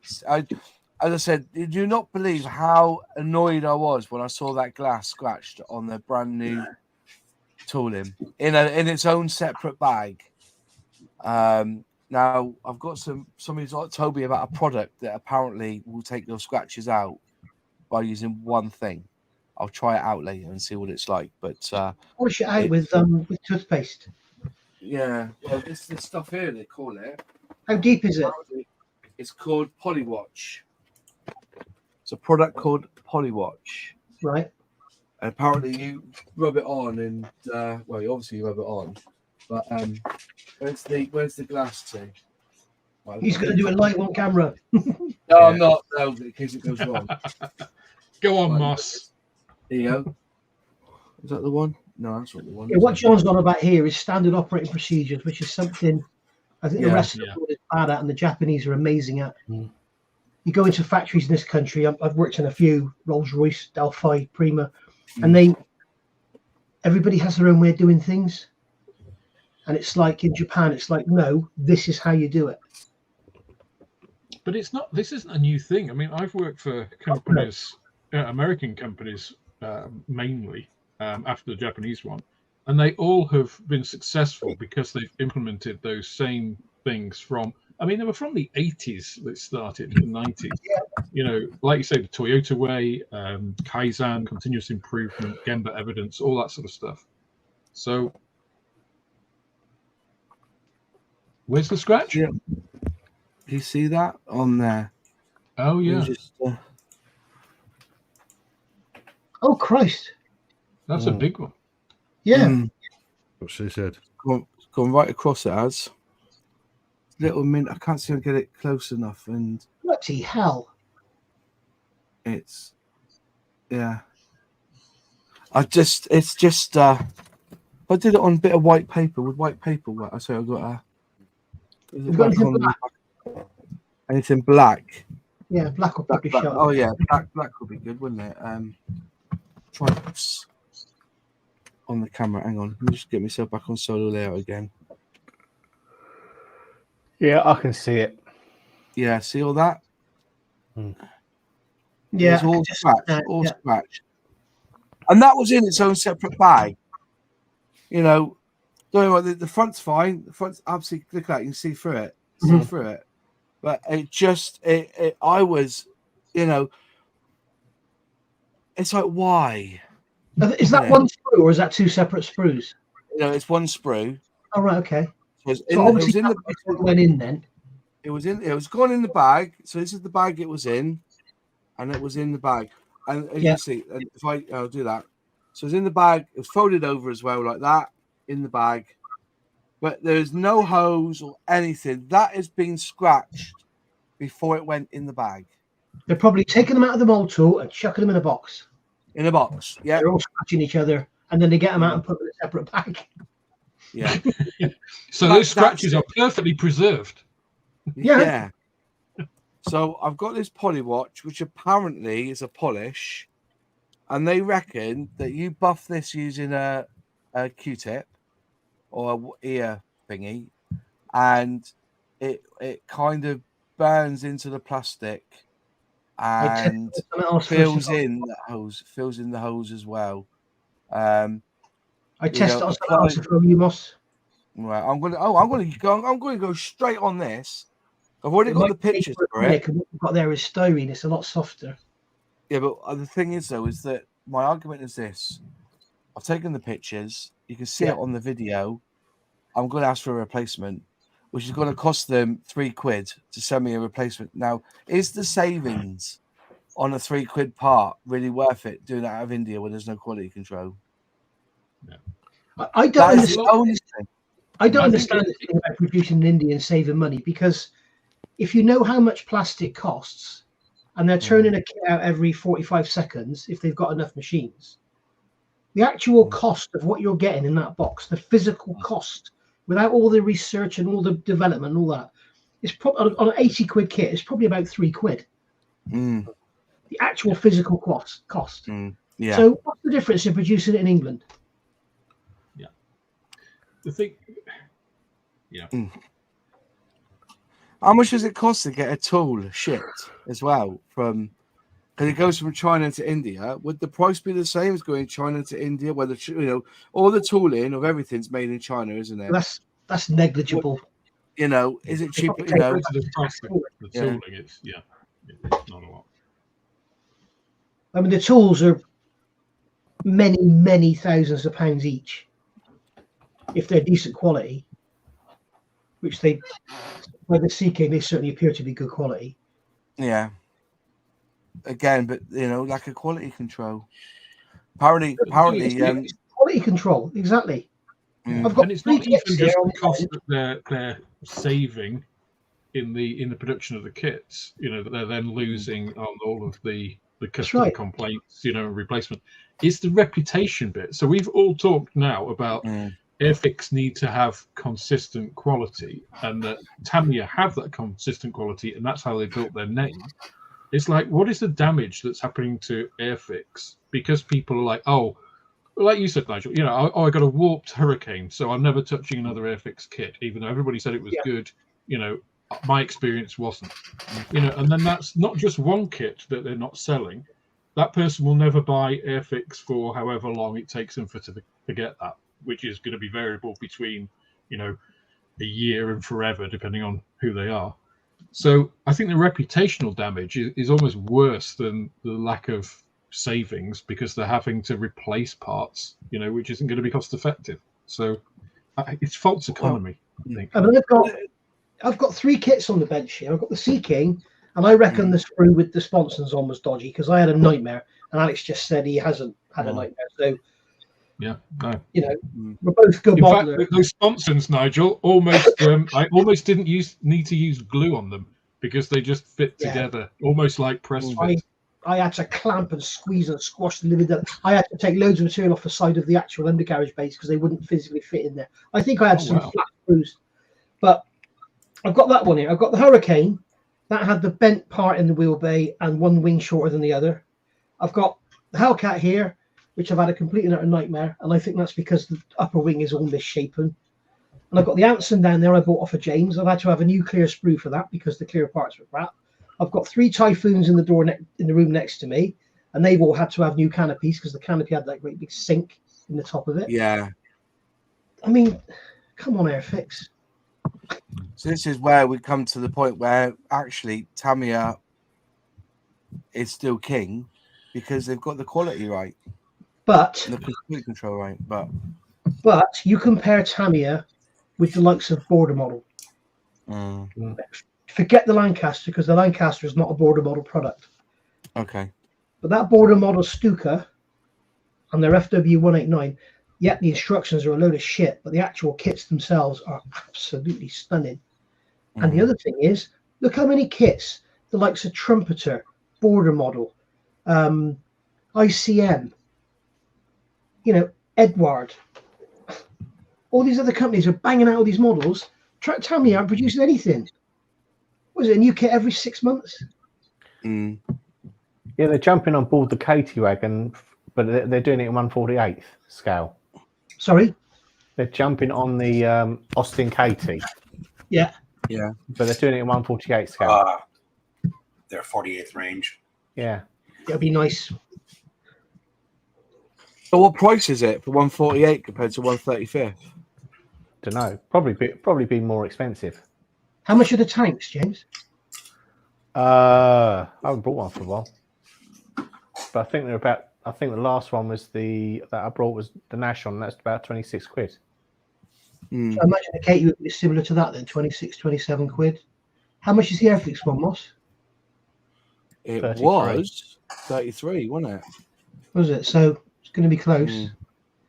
But there will be a difference though, because they've paid a licensing fee for that KT. Right. Tamiya haven't. Right. Yeah. Tamiya will call it World War II ambulance. Yeah. Well, they've done it before. As well. When Alex and I were having that conversation, I looked. Scale Model Shop Leeds does that F35 for 63 quid. How the hell are they doing that? I have no idea how they're doing that. Yeah. Unless they've got old stock. And when I got mine, it was about £85. I'm sure of it. When they first came out, they were like £85.99. Just look at the price of the. Are they given a price yet for the Tamiya one yet or not? No, they haven't. Let's look at Scale Mates. There's always somebody there puts the price in there. Jadland reckon they're going to sell it for 20 quid, that 148. There we go then. But again, there's no license for it. It just says British 2-ton 4x2 ambulance. And then in brackets, somebody's put Austin K2Y in brackets underneath. And they're doing it for... Are you telling me, Moss, that you'll happily pay Airfix more money just because they've got a license to put Austin on the box? Are you telling me that if Airfix hadn't got a license and that kit was 29 quid, that wouldn't be okay? I personally don't. Well, it's like the Mung GT40, isn't it? Yeah, it doesn't say Ford, does it? Doesn't say Ford, does it? It's cheap as chips. Whereas Tamiya, you see, they've done the Ford Mustang and everything. That's officially Ford licensed product. So it goes both ways. It does. Well, that's what I mean. It's like, Dale said that they paid a lot of money for that license, and then Gecko released it. And Gecko released it as a, World War II Princess Elizabeth or whatever it was, and basically screwed the market over. And Dale was mightily peeved about that. So, but do Tamiya? Have they got license? I suppose that isn't a licensed product then. No, but it depends none of Tamiya's vehicles are licensed for their armor. Are licensed because they're obviously the Opel Blitz isn't known as an Opel. It's just known as a German cargo truck, isn't it? Cargo truck. But obviously surely, the Chevy 6x6 is known as a US Army 6x6 truck. Even the Humber Mark IV armored car and the Daimler Dingo. Yeah, but the argument with all this is if those models are accurate, then surely the people who hold the license should be going after Tamiya and saying, "You're reproducing this kit. Nope. Give us the money." Nothing you could do. I don't think there's any legal basis for that, Moss. It's just like making a scale. I mean, I don't get the whole licensing thing anyway. I think it's all bollocks. But making a reproduction of something isn't illegal. If you were to call it and say, this is an officially sanctioned product of, or this represents Ford or something, then yeah, that's a different thing. But to just say, oh, I've made an Opel Blitz from World War II, who's going to come after you for that? Opel. Yeah, Opel because they still exist. Yeah, but why would? Well, I mean, they don't, do they? It's General Motors. I've never understood it. Why would Opel be offended that somebody's made something that they made 50 years ago and put it in a box in 24 scale? Who cares? I take that as a compliment. Well, as I was just saying, it's like, in my latest article on Substack, I was talking about the space race, and the fact I said, why don't Airfix create a Dragon SpaceX Falcon 9 with a Dragon on top? And I said, and just call it Mars Rocket. Just call it Mars Rocket, but design it for that, because Gecko Models will do that anyway. You know what I mean? They did with the 2001 Space Odyssey Space Clipper. They lost the license, or they didn't renew the license for it, so they just called it Space Clipper. Yeah. And omitted 2001 because they couldn't put that anymore. Yeah. It does it make any difference? I've never understood it. It's like all of a sudden the Tamiya Le Mans cars, they stopped coming with tire decals because Goodyear got funny about it. But that's what I mean. If why do you need a license for a Goodyear name on a bloody toy car tires? It's crazy. It's absolutely crazy.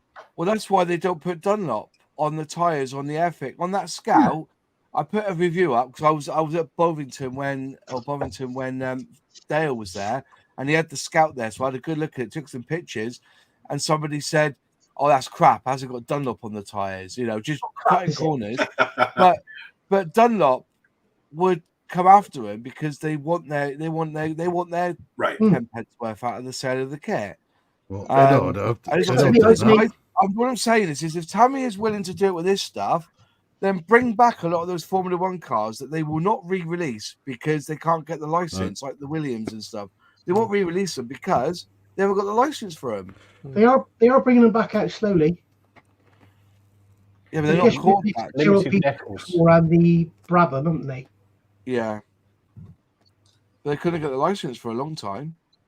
I gather. But it's like I've made that Hobby Boss Scammell Tank Transport has no spare wheel or Scammell badge for the grill. So I've made the spare wheel and the Scammell badge for the grill. Oh, fair play. I'm worried about someone coming after me. So what I've done, I'll sell them the spare wheel. If you buy a spare wheel, you get a free Scammell badge. Yeah. If anybody does get funny, I haven't made anything because it's free. But there are laws in the land about copyright and licensing. Branding is such a big thing. Yeah. And if you are going to put, even now, I think if you look at Sherman Firefly, isn't there a warning on here saying that which one was it? One of them's got one of the tanks. Was it the Jeep? The Wiley Jeep. The Jeep. Yes, the Jeep's got a license on it, hasn't it? You have to license Jeep's that. trademarked. Jeep's trademarked, isn't it? Yeah. Yeah, Jeep is a trademark. So they've had to, there it is, Jeep. So they've had to get the license. So you wouldn't see a Jeep badge on a Tamiya one now, I guess. They could build that, or redo it, but they wouldn't be able to have Jeep on it because the most amazing thing is, Moss, I've got a real one of those, and it doesn't have Jeep written on it anywhere. It wasn't even called. No, quarter-ton utility vehicle, wasn't it? Yeah. It was a G503. I think it was G503, and it was either made by Willys or Ford. It was a Ford GPW or a Willys MB. They gave the name, but no one really knows why. General purpose vehicle, they say, GP. So, it's mental. But it all adds to the price that Airfix have had to pay to get that Austin to market. And they had to pay China for that. I don't know why they've done it. I don't know why they've licensed it. Because they're trying to do the right thing. Yeah, I could understand if it's a company that's still existing, like Jeep. Is that true, Owen? I never knew that. Yeah. Wow. Can I sue Germany for killing my great uncle then in the war by The thing is, bomb on it? GM, right, who own Opel, are an American company. So I think that was probably just some American who thought, hang on a minute, I can make a fast buck here. Yeah. So we come to an agreement then that Tamiya is still king of the hill then, by all this account. No. I wouldn't agree with that. You wouldn't agree with that? I think probably the best plastic model kit ever made for fit, quality, presentation is probably Tamiya's 32nd scale F4U Corsair. Would you agree, Alex? I've never done one. So I haven't done one. I've got one. But I've seen them built, and when you listen to people that have built them, it's just But it's not a Goodyear one, is it? Goodyear Corsair. No, we could argue this calculation. As I said, I think scale modeling's caught up. Just one of the question was side moding. Do Tamiya do a lot of side moding in their kits now? So I can't think of any Not that I know side of. moded. No. I think they do on some of the armor for the barrels. They slide mold. I know Wingnut Wings never did. Wingnut Wings never did any slide molding. Yeah. We've had a super chat from Taggers. Moz car auction. Does Moz come as a driver? No, he doesn't. No, there's no auctions tonight, I'm afraid. No auctions tonight. Because I haven't been upstairs. Let's have a look. That's slide molded. Definitely. Yeah, that's side molded, isn't it? Yeah. And which kit's that? This is the F35. Is this their latest release, Alex? What, the 48th scale? Yeah. No. Because Airfix won't use side molding because one is very expensive, and two, if there's ever a problem with a tooling, it's the side molding. Yeah. Yep. Well, I've used you've used slide molding for years to do the Hornby have used slide molding for years to do the Steam logos. Yeah. So they know if there's issues with it. Well, Dragon have been promising us a BF 109 all side molded, haven't they? But I've never seen that come to fruition. Have you? Well, Dragon have slide molding technology on all their boxes, don't they? Yeah. Allegedly. The thing is, it's whether it's fit for purpose, isn't it? It's just like, why would you do something all slide molded if you didn't have to? I mean, one of the great advantages of CAD is that you can design things that actually don't need slide molding, so you can use more reliable, more standard techniques. Nobody should try to use the most complex manufacturing method available. Quite the opposite, you know. Having said that, though, Alex, if you look at your Sea King here, there is no riveting detail, paneling detail, nothing. That's because they haven't used slide molding. If they'd have slide molded that, they could have got the detail in there. So if you look at your Sea King, as it runs up the side, it all just stops. Not that it matters. Interesting. But if they'd slide molded that, and they've made the belly separate so you can get all the detail in there, which is cool. Mm-hmm. If they'd slide molded the fuselage halves, they could have got the detail in there. So they could have, but then they could have also designed it with a separate piece, you know, on top, so they could have just molded it standard with a seam line around the edge. Yeah. I mean, it's all compromise, isn't it? And that's what it is. It's like you use slide molding for the pieces that need slide molding rather than have, you know, just saying everything should be slide molded. It's like, well, why would you do that? It's like saying that, you know, we're going to make all our deliveries out of Formula One cars. It's like, well, why? That's ridiculous. You see, Border Model made the Stuka in 1/35th scale, and that fuselage is slide molded with a vertical tool and slide molded in both sides, which is why it has the most beautifully detailed fuselage I've ever seen.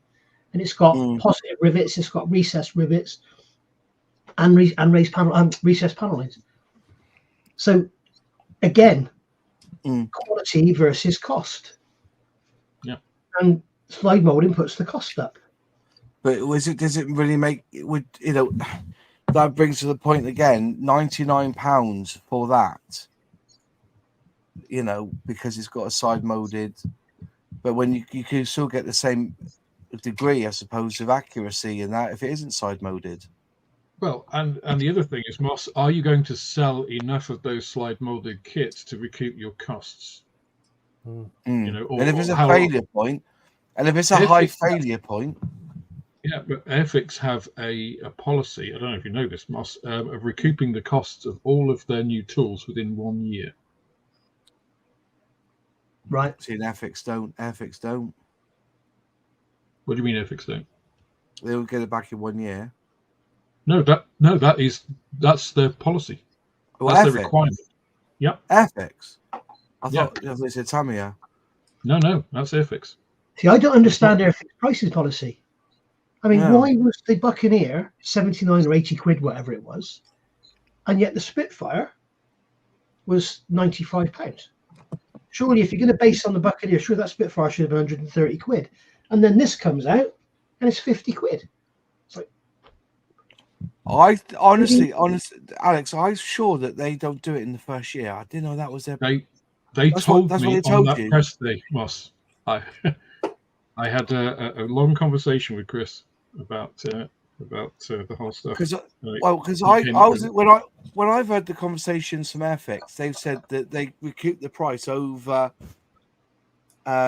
releases. That's why they release a different like the Canada Sabre.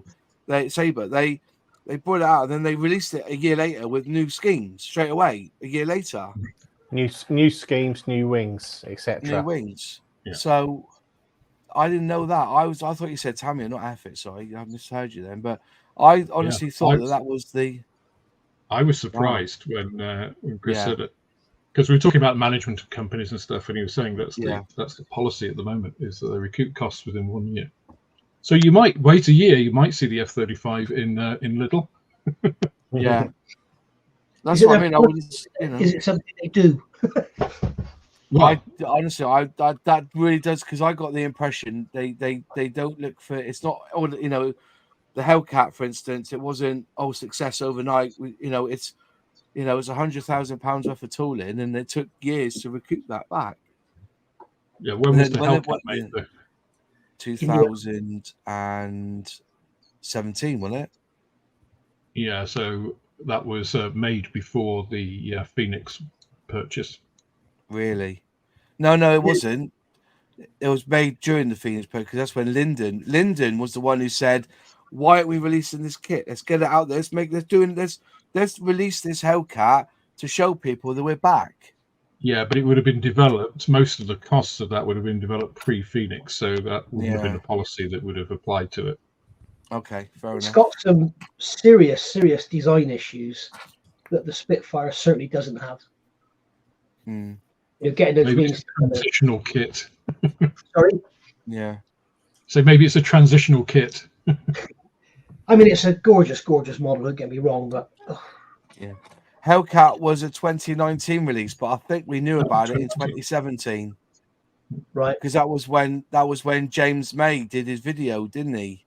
Yeah. Actually, it must have been previous, because I have a very close relationship with Peter at Airscale. Yeah. And all the Airfix releases, he used to get the instructions and the relevant sprue so he could make the cockpit update sets. And now Airfix will not send anything out to any aftermarket suppliers at all until release date, will they? Yeah, that's right. Yeah. They said that they want to make it they want to make it level above board for everyone has the chance to do it. Yeah, because I said to him, please send me instructions, because he had the instructions on a PDF. He said, no, he said, I've signed a document, I'm not sending you anything. I said, oh, go on, please. And then the day it was released, midnight, he sent me out. Here they are. Sat on my computer with the instructions. And I went to Antic the next morning and got my first one. And then bought another two. Yeah. But when it comes to secrecy, Airfix have got it nailed. See, like years ago, we would be looking for little snippets of what the new iPhone was going to look like.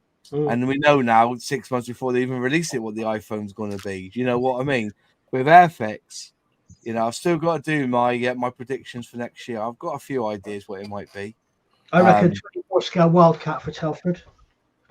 I reckon they haven't had a Hellcat for a few years. I reckon they will release either a 172nd or 148 Hellcat, because they do that. They do different scales, and a couple of years later they release another scale with that more. Like, for instance, the Sea King. They did the Sea King 4 years ago, and then they've released now a 48. They did 72. They've done a 48. But didn't Chris say this has been hanging around for ages, waiting to be released? Oh no, he didn't say that. Didn't he say it's been a long, long time in development? No, I don't think he said that in the interview. I misunderstood him then. Yeah. But it's been a long time in development, but it's been recent, hasn't it? Because they were doing a lot of that research during COVID. Yeah, that's right. Yeah. So, but I would say that there's that, and I think there's a Beetle in the starter set range. Definitely a Beetle in the start, and I reckon in the Vintage Classic, I reckon you'll see a hovercraft this year. Brilliant. I reckon. If you think about it, they just put the Rotodyne out, and that was nowhere near the top of the list of people who want Vintage Classic. They want the SRN1 or the SRN. What's it called? The what they call it again? What's the class called again? I went on one of them. I went my mum to France on one of those things. Yeah, I did years ago. They made more money on the duty free than they did going across backwards and forwards. They made more money on the duty free. People going on that hovercraft just to get the fags and the tobacco. That's what it was. No word of a lie. But it's the same with Concorde. They made more money selling perfume than they did on the actual flight. Mm-hmm. Go back to this Hellcat, something that is very interesting. The fuselage has got cutouts behind the cockpit for the F6, F3. And they've never released an F6, F3 variant, but the cutout is there ready for you to cut it out and put a clear window in there. Yeah. I'd love to see them re-release the Hellcat in the Spitfire plastic made in the UK. I bet it would fit together like a glove. Because Jenny, she built the first one, didn't she? She had it on a show. Yeah. And I saw that kit and she had some parts there, and it was proper shiny grey plastic. It wasn't this blue tack crap. Yeah. Really nice. I'm so glad they've moved away from that stuff. Yeah. Talking to 7248 upgrades from Airfix, still waiting for the new ME262. Well, the thing is though, is that you've got to look at what have they released in the outlet store in the last couple of weeks. And also the other outlet stores. They were banging out the old ME262s, weren't they? They were going for a song. So they may be re-releasing a new scheme with the ME262, but they may go for a 48. 72 at the moment. They haven't done a 48, have they? It's a 72 they've done, isn't it? They've done a 72nd scale 262, and that's it. And they've not done a 148, so it could be a one, because especially now it'd be a good time to do one, seeing that they've got the repro now flying around the world, haven't they? Is there a nice 48 scale 262 out there? Is it Hobby Boss? Hobby Boss, isn't it? To a 262. Is it nice though? Most Hobby Boss is garbage, isn't it? Well, I think it builds up nicely. Yeah. Right. But light there. I would like to get I'm not going to get a Bearcat, so that's a shame. There'll be no Bearcat this year. I'd like to see them retool the Concorde though as well. Concorde is up there, definitely. But I don't think they'll do one. Would it sell? I think it would. Sell? This is the argument I keep having, right? No, but every man and his dog has spent thousands of pounds on filler to originally build that 172nd scale Vulcan, right? And when they brought a new one out, we chucked away our filler, knowing that we're going to get a decent one this time.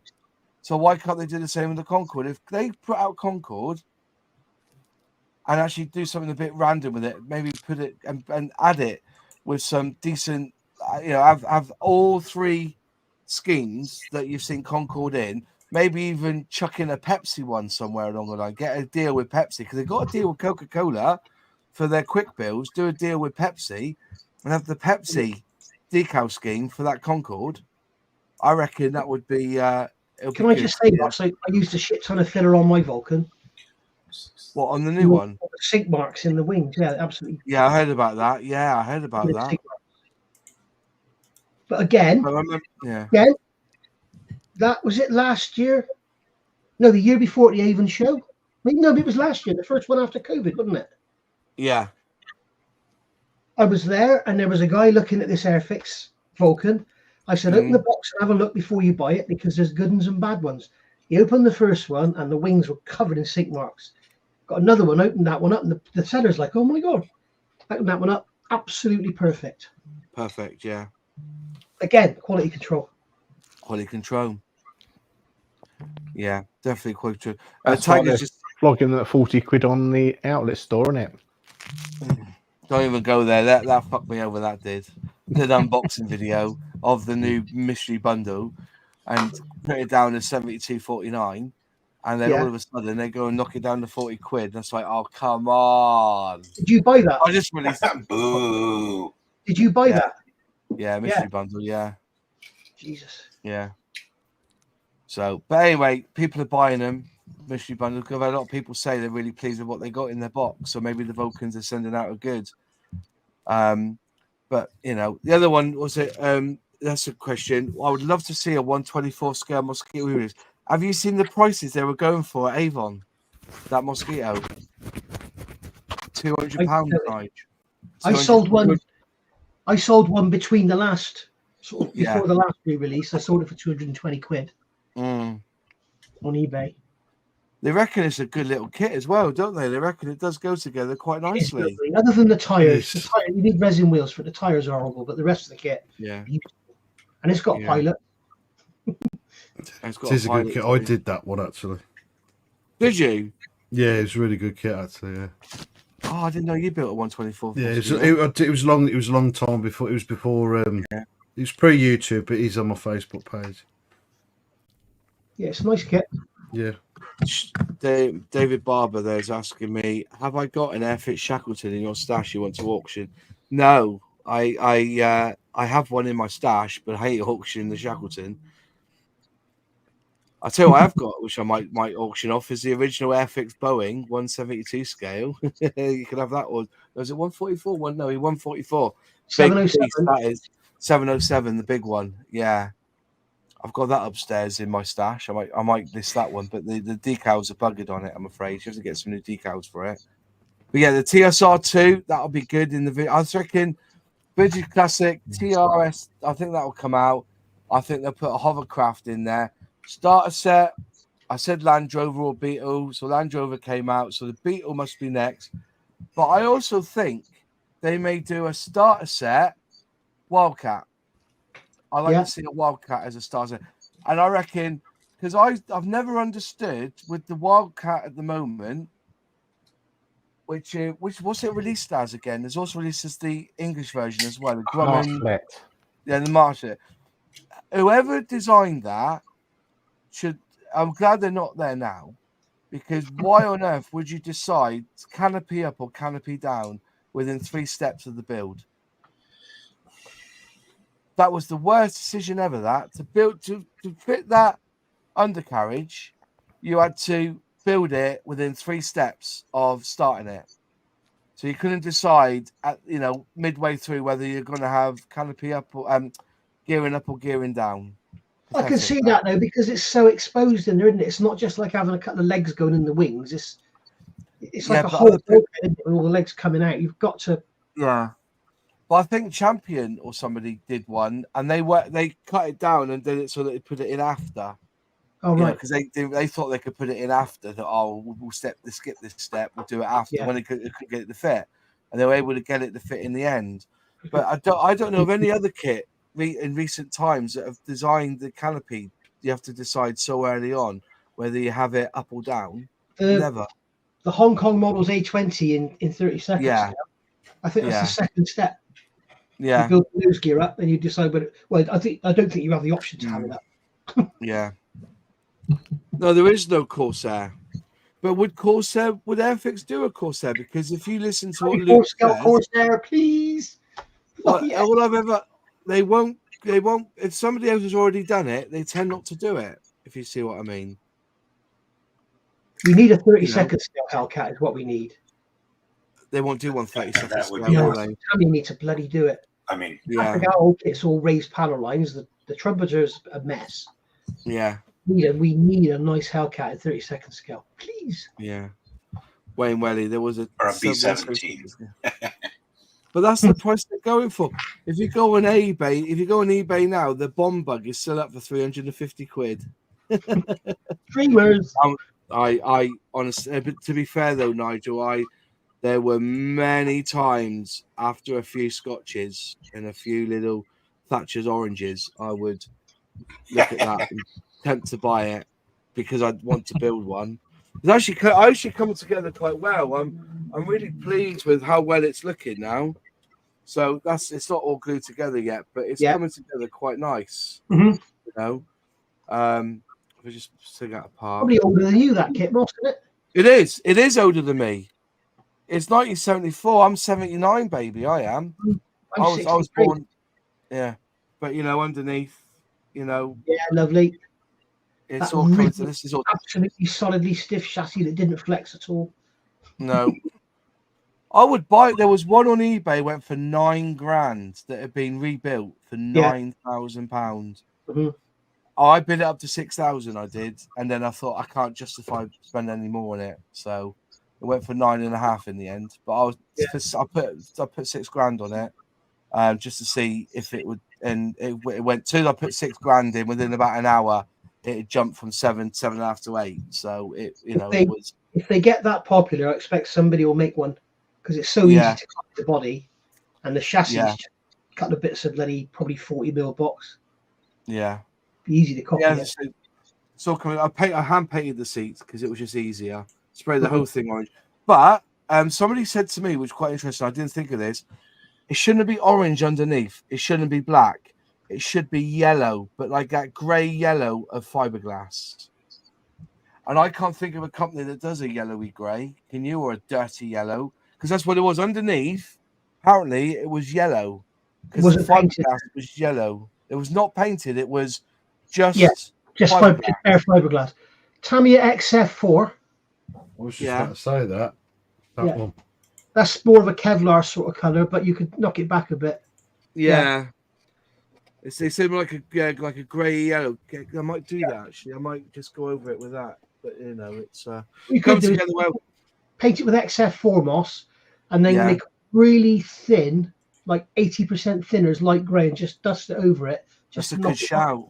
Yeah, that's a good shout. Fiberglass is kind of. It's not yellow. No. Fiberglass is in itself is white. It's the resin that gives it the yellow tint. So it's sort of. I spoke to my dad, and he said it's like it's been in a room full of smokers, is what he said. And I thought that's a good. It's almost the same color as Tamiya tape. Yeah, it is. Yeah. Best masking tape on the planet. Oh, I could beat you on that one. I'll beat you on that. There's try another pronounce it this time, Moz. Here you go. There's a stuff called Nichiban. Right. Nichiban. Mate, I'm not joking with you. It pisses all over Tamiya. I've never had any bleed through with this at all. What's to cut for masking? Lovely, absolutely lovely. It's got a lovely shot. It's got like a satin finish to it, which it's like a waxy. But I was recommended it, and I thought, so I got it from Japan. I'll say, I'll send you up a row. I ended up buying 12 rows in the end because it was cheaper to buy 12 from Japan than just to buy the one. So I bought 12. It worked out cheaper that way. But I'll tell you what, once I used it on what did I use it on? I was on the Concorde, and the line was fucking perfect, mate. I was so blown away with it. It's absolutely fine. And also my bag, because I put it on my hand first, just give it a little, just give a bit of oil on the hand. then put it on. This one, just put it straight on. Didn't peel the paint off or nothing. It was just absolutely stunning. But Tamiya's up there. The other one I use for curves is this one here now from 3M. It's called Vinyl Tape 471 Plus. Right. If you want to do curves and stuff, this is really good stuff. It's probably the same, isn't it? Yeah. But it's 3M again, isn't it? 3M know their stuff, don't they? This stuff's really good for general, like if you're like doing a ship and you just want to mask off the bottom of the hole so you spray the sides. I wouldn't ever use that as an edge for painting again, but just for covering general stuff. Yeah. But this vinyl tape 471. This is Icky Sticky. Icky Sticky, yeah. That's like bright orange, that. Yeah. I reckon Nickerband's better. So, anyways, it's been 2 hours. Crumbs, it's 10:08 or 10:10 already. We've been on it. Already, are we? Yeah, that's it now, mate. 2 hours. I've got to go and take the dog out for a walk anyway. You know, right. It's time. So, but anyways, thank you for joining us tonight, Nigel, and hopefully come back again sometime. Thank you for inviting me. Yeah, you know, definitely. It was a good little debate. Again, we've jumped up and down through Tamiya. I think Tamiya is hard to beat, but they're not hard to match if you do things the right way. And like I've said before, I think accuracy. The only thing that knocks Tamiya down is price point. But whether that's because of how greedy we are in this country or the way taxes are and getting it over here. But I still think that they've really soured themselves since 2018 by having this policy where you can't advertise to falsify really the value of what Tamiya really is. But if that's their way of keeping their prices high, then that's the way they do it. So, anyways, that's me done. Anyone else got any questions? Email me in the comments below. Talk to me in the comments. Any thoughts on Tamiya? Put them in the comments below, and I will reply.